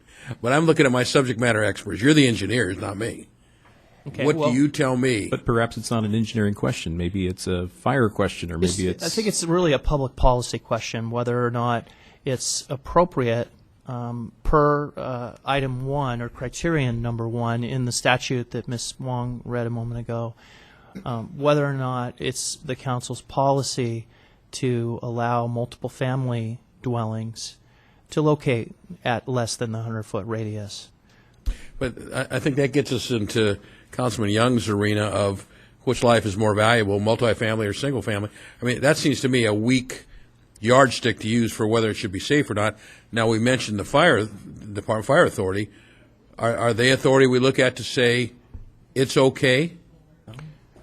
Well, I think that certainly the fire health and safety aspect is a big part of what goes into the determination on whether to reduce the 100-foot required offset. And if I may, that's condition point 3. And what I love about the other two conditions is they are much more objective. And if they're not part of your 151, add them, 152, 153 on the conditions of approval. It's that number 1, you're right, that's fluffy, which is a policy issue. That's what we get paid the big bucks for, apparently, is to make those kind of policy decisions. This paperwork that you handed out, Mr. Peterson, gives us 4. I don't know if these are different, Mr. Brantley, than what you had pointed out earlier, but they give them 4 in Yorba Linda, and it goes into a bunch of them in Brea, but 4 in Yorba Linda, single family, not multifamily, but where we've said no, inside of 100 feet is perfectly acceptable there. And so to me, the policy issue no longer becomes a safety issue. Now it's just do we like it or do we not like it? Because if it's not safe, I don't want them in these 4 places, and if I'm in Brea, I don't want them there. If I'm at Huntington Beach, I don't want them there. If it's not a safety issue, if it's just a what do you like or what do you not like, now I'm not quite sure how to make that decision, and I have no reason to make it one way or the other. I don't get the multifamily versus single family. Well, I would respectfully disagree because of the fact that there are 3 conditions listed. So, okay, fine, I'll give you the fluffy, but then there's 2. The health and safety risk. Number 3 about the ocean. So you got me thinking of ocean here. It's OCFA. And actually, I was thinking of OSHA, and I think it was a great point someone brought up about the 100-foot. I was thinking about the 100-foot requirements for whether or not that's a worker safety issue. I don't have an answer for it. I guess somebody said it was part of some training, but I feel more comfortable about statutes. But that aside, for OCFA, and that's the part I really was struggling with because that seems to be a something of certainty, right? And so I went back, and which is why I went back to the 2013 OCFA's guideline for this 100-foot waiver. And I was looking everywhere for an OCFA letter, and there wasn't one on that statute that the fire code that I referenced, because that's the one in the guideline, 2013 guideline for waiving. What we have here is fuel mod. That's dealing with fire, whatever fire issues.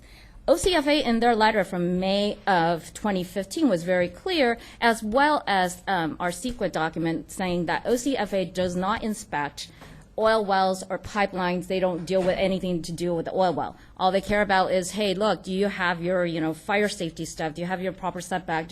Whatever, anything to do with firefighting. You and I we're all here assigned with the task of dealing with a structure next to oil well, and that's where I had the biggest discomfort and looking at the fire code. And when I compared the fire code from the 2013 guidelines to the letter, which I really do appreciate Mr. Peterson giving us from the September of 2015, it's section 104.9. So this is about fuel mod. And in this whole entire thing, it's about fire. It's not about oil well, which is a completely different I would completely submit that if it's not already a condition that the fire authority sign off on point 3, that they have to sign off, that would be a condition of approval. So I agree 100%. Yeah. For me, well, so it goes back to my thing that I've been struggling with is there are 3 conditions. And then let's first and the second, you and I will completely disagree because we're sitting on opposite side, and let's do that. But what's the objective one, the third condition, and I don't see third condition being met. Then for me, reading a statute and saying 3 conditions have to be met, and in order for you to get a waiver, you need all 3, and if you can't meet third, you're out. It's not 3 strike, you're out. It's 1 strike, you're out. No, and that's what I'm saying. I completely agree. Let's go to the group that is responsible for approving that, and they're safety-based. They're safety conscious. That's what we pay the fire authority to do. They've approved it 4 other times in Yorba Linda that we know about, maybe a 5th time if Mr. Brantley's a different property. I don't know the addresses. And the Orange County Fire Authority does it all over the county.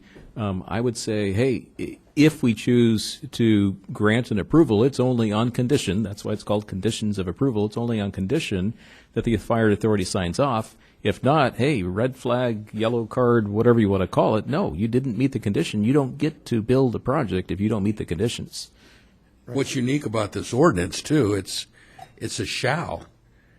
Usually it's a may. You may grant it. This says you will do it.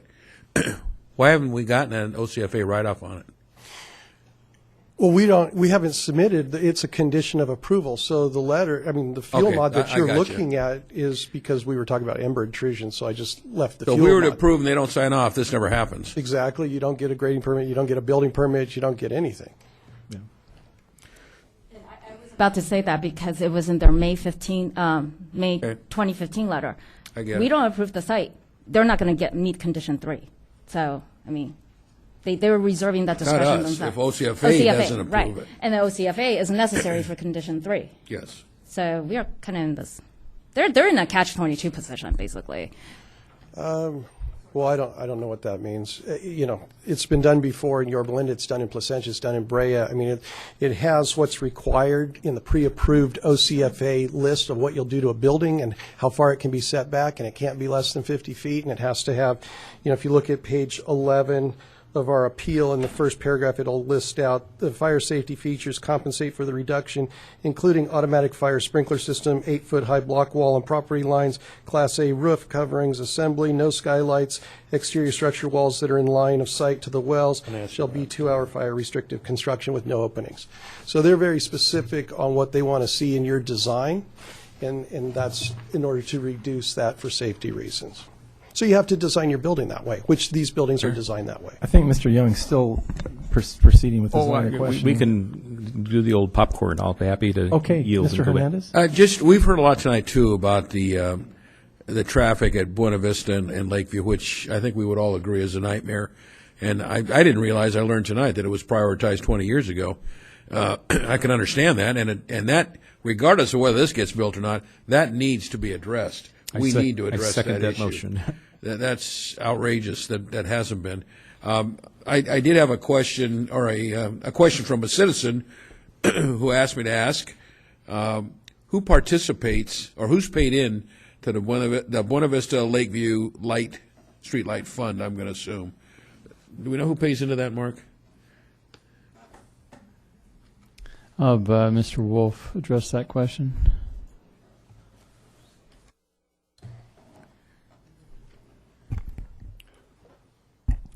So the way this was developed for the who pays into it, so we did a housing element study that identified that that intersection was deficient to a certain extent, and then identified the areas that were part of that housing element, and they were going to pay into their proportional share of their additive impacts to that intersection. So it's about 8 or 9 sites. I want to remember. We looked at it this morning. So about 8 or 9 sites. And so since that housing element has been approved, or EIR, 2 properties have developed that one is paid into it, one we sent a notice to pay into it. So one paid $3,000 into it. One will pay $1,250 into it. So it's a 1 or 2 or 3%, basically their proportional share of what it cost would be to put a signal there. How do we determine that proportional share, that calculation? It's based on traffic volumes and impact to that intersection.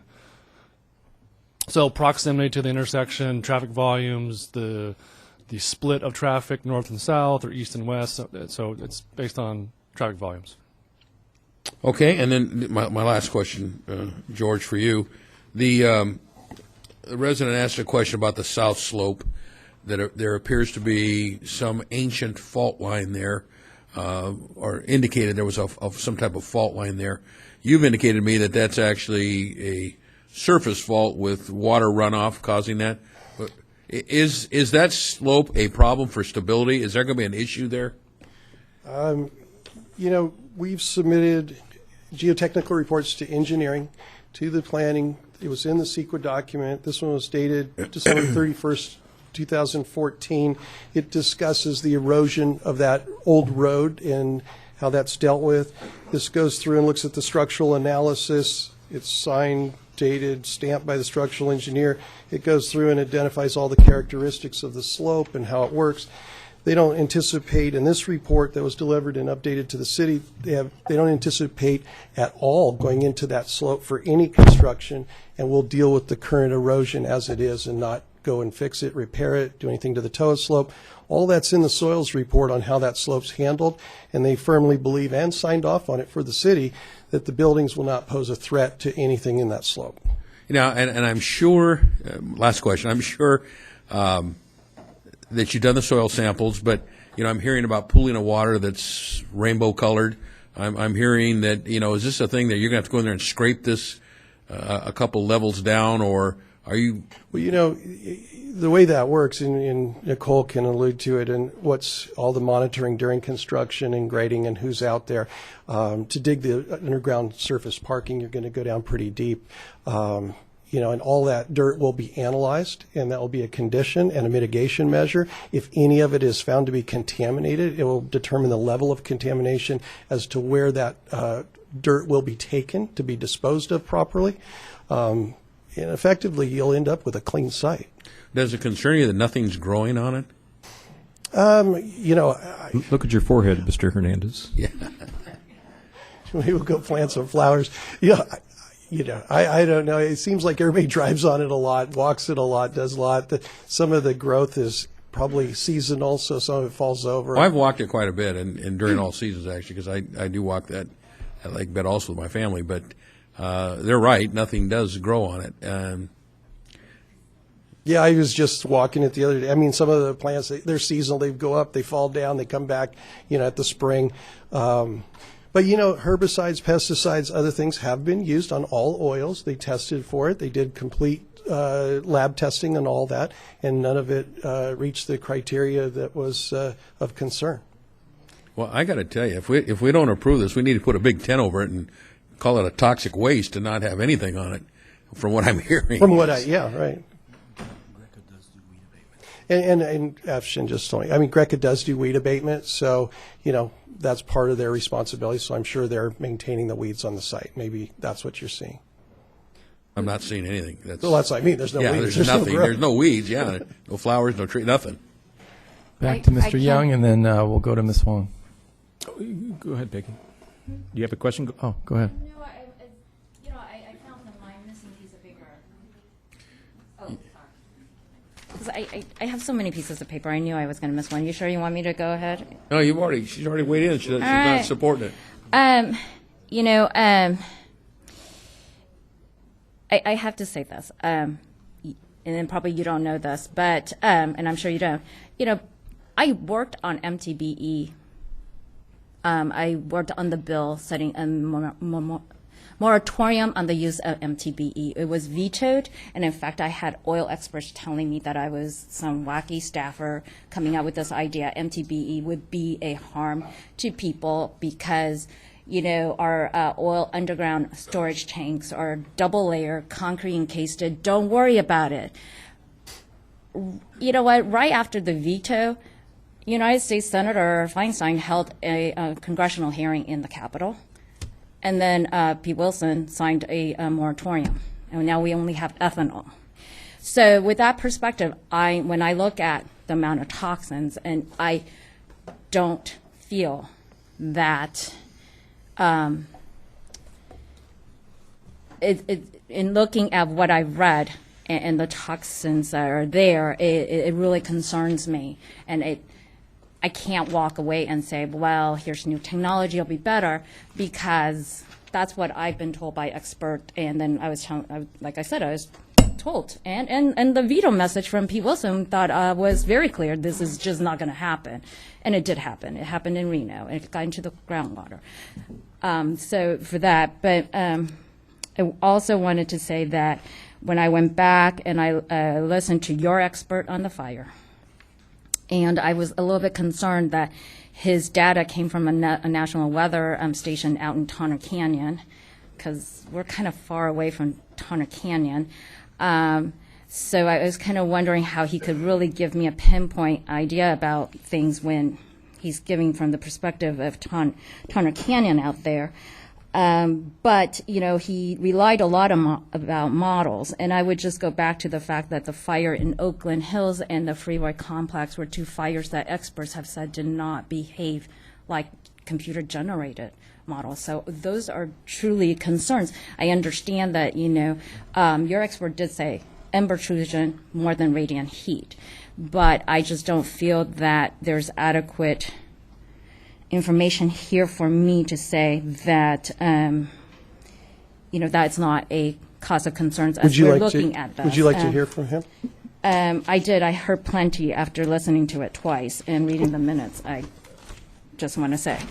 And then lastly is that, and I don't want to belabor this point, but I did write to myself a question about whether or not 100-foot clearance is an OSHA requirement, and because I am concerned about scaffolding falling anywhere. I was kind of disappointed when you told me not to rely on that map, because that map actually gives you a little bit more space than this other map that puts a tot lot. So if I go by that tot lot, now the scaffolding, the guy wire, that's all involved. If it tips over in any way, not only will it hurt people in the pool one way, but if your distance is 43 feet, you'll be hitting a building. And before you answer me, that is that I'm going to go back to the fact that our applicant did say on the record that he's willing to work on the 100-foot radius setback, and I'm going to hang my hat on that. So that's it. Mr. Schwing, did you have a comment at all? Or I do. Thank you, Mr. Mayor. You're welcome. First of all, I'd like to congratulate the public for the presentation. I've been sitting here for over 19 years, and it's the first time I've ever heard a presentation given that way. And it's new, and it's very interesting the way you did it. And I think you'll be congratulated for it.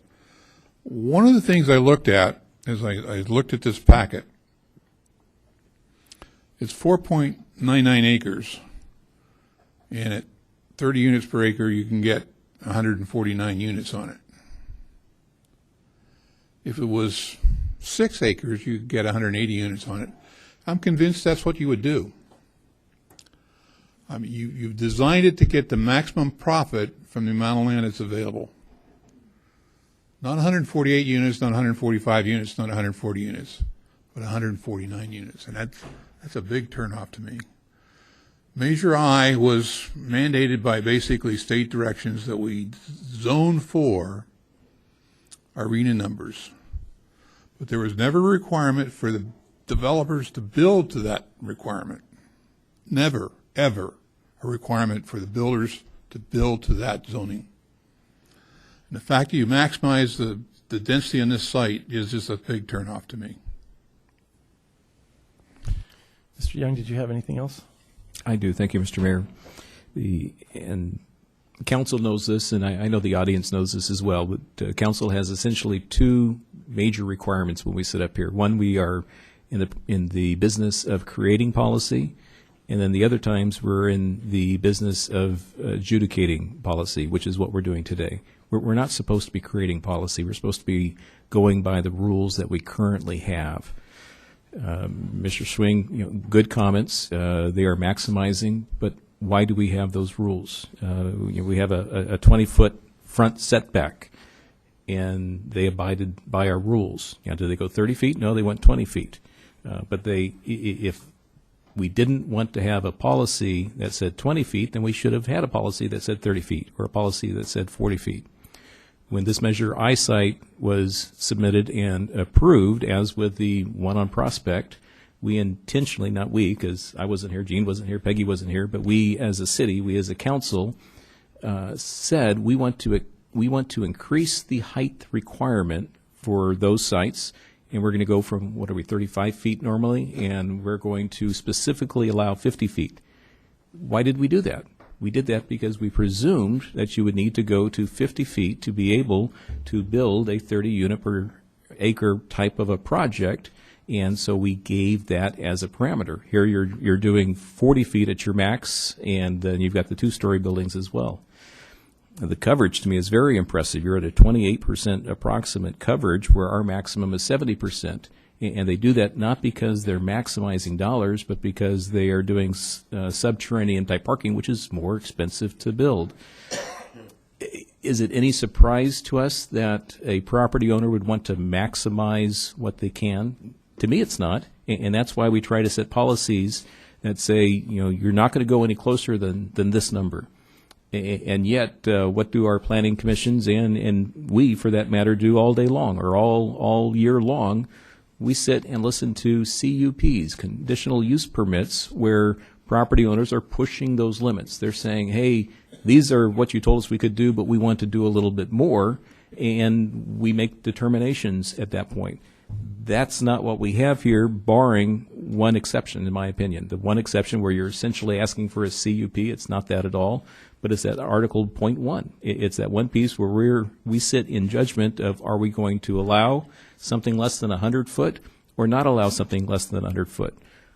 For me, if I had our subject matter experts, and Nicole, I go back to you, if you told me it was not safe to go at 90 feet, 80 feet, or 50 feet, for whatever reason, either project specific, because this particular project, by golly, if you go at 50 foot, you're creating extra hazards to people, my decision is very easy. But if our subject matter experts can't tell us that there's an absolute reason why we shouldn't go 50 feet, if it's just a discretionary one, then just like every other CUP, then it's a matter of what do we want the answer to be. And as I look at the other properties in Yorba Linda and all the properties in Brea and Placentia, I'm inclined to say, well, why not?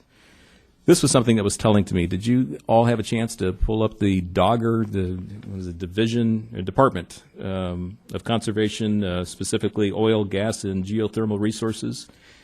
If I had a problem with oil wells, I wouldn't live in Orange County. You folks have probably seen this. This is a picture of Yorba Linda and Placentia. The black dots, the little black dots, represent every place that there is either an active or a capped oil well. And as we know, a capped oil well has just as many dangers as an active one, because we've been told by the experts that if there was leakage, you would go for years and years and years, and that's why you do the soil test that you do. Well, if you can't tell the black dots, it's because the entire mass is black. If you don't personally have a capped oil well 500 feet to your right, it's because it's to the left. We are living in oil country, oil well after oil well after oil well, and if I was concerned about that, then I wouldn't live here. But I'm not until an expert tells me otherwise. An expert says, no, this particular property is at issue. We've tested it, and there was a leak, and there's a problem, and we need to do extra remediation. Like we talked about on Yorba Linda Boulevard with the old Ultra station, we need to go fix that. And if that's the case, we become in the business of fixing it, and you, Mr. Property Owner, are liable for that, as you know. But absent that, then that's just a product of life. That's where we are in Yorba Linda / Orange County, California. We live with oil. Now, for me, thank you for the comments out there. We appreciate the generosity. For me, I live 2 parcels off of the lake bed. I moved there 20 years ago, and for 20 years I've enjoyed walking that beautiful county-owned property. This is not the property. This is a private owner's property, but I've enjoyed walking that for the 20 years that we've lived in Yorba Linda with our kids. And I've walked it most recently. Forgive me for trespassing, Mr. Property Owner. But who here has walked this property, not just in the last month, but over the last many years? All right, you got anyone out there? I know, of course, you guys out there. Show of hands. Who's walked the property over the last many years, but who's walked it recently and seen all of the changes that have happened? So all of those hands on this terrible property that we ought to be condemning and sending to hell because it's so toxic, it's so violative of our community. Not only have we walked it for years, but we've walked it in the last month as well. What kind of stupid are we if we're doing that? Either we're not that kind of stupid or we're not concerned about the safety. If I was concerned about the safety, I wouldn't, you know, if I was concerned about the safety, I wouldn't have been walking the property and I wouldn't have been allowing my children. So that was the dialogue. Ms. Nicole, please tell me if this is unsafe in your professional opinion. I need to know. If you think 50 foot is unsafe in your professional opinion, I need to know. If you go with what our council has told us that, no, it's probably a policy decision, I'd kind of like to know that too, please.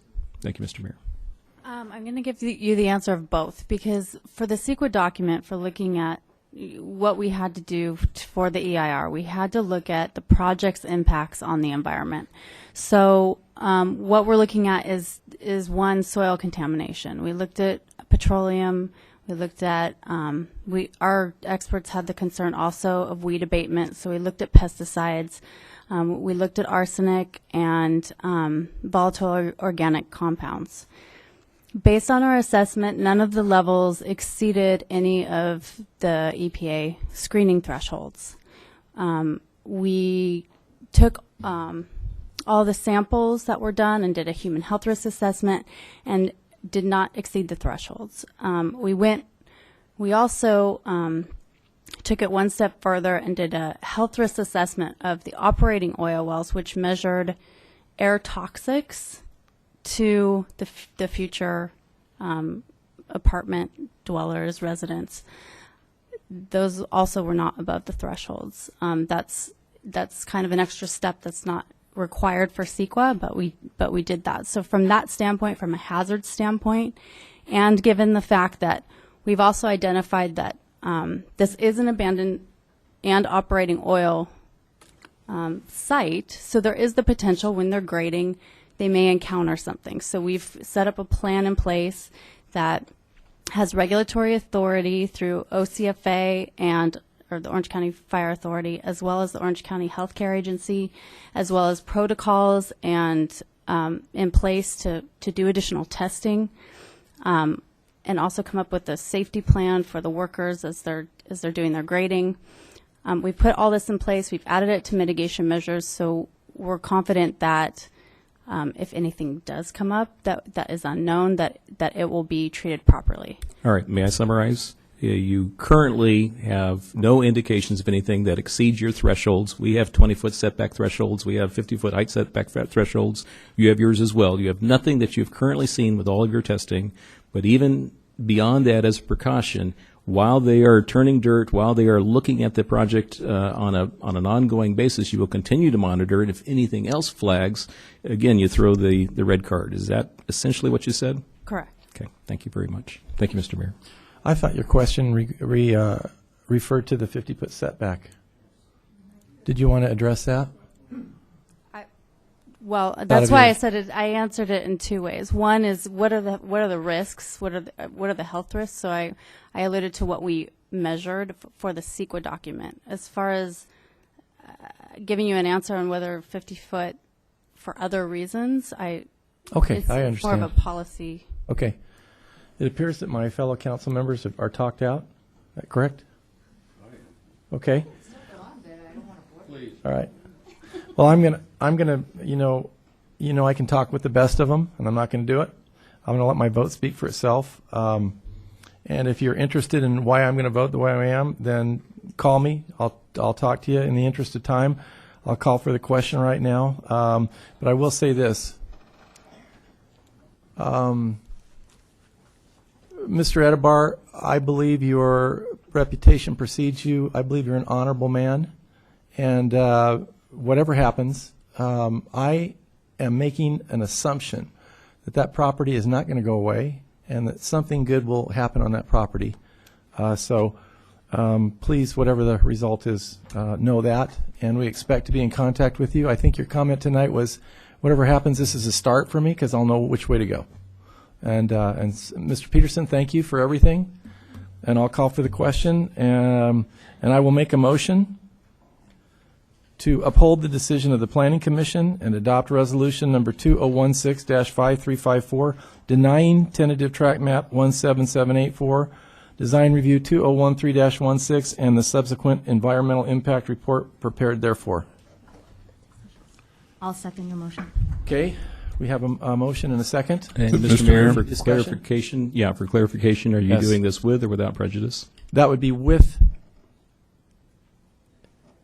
without prejudice. And just for clarification of the maker of the motion and for the record, what that means in our context in the municipal code is that the developer could bring back an application within the 1-year time period, because otherwise there's a prohibition that says they can't bring something within a year. So that's what that without prejudice means in this context. Is that correct from the maker of the motion? That is correct. And Mr. Schwing, did you want to make a comment? I saw that you. Yeah, I was going to offer an amendment to your motion to deny with prejudice. Okay. The motion's a substitute motion's been made. Is there a second? Apparently not. So the original motion stands without prejudice. We have a motion, a second. Please vote.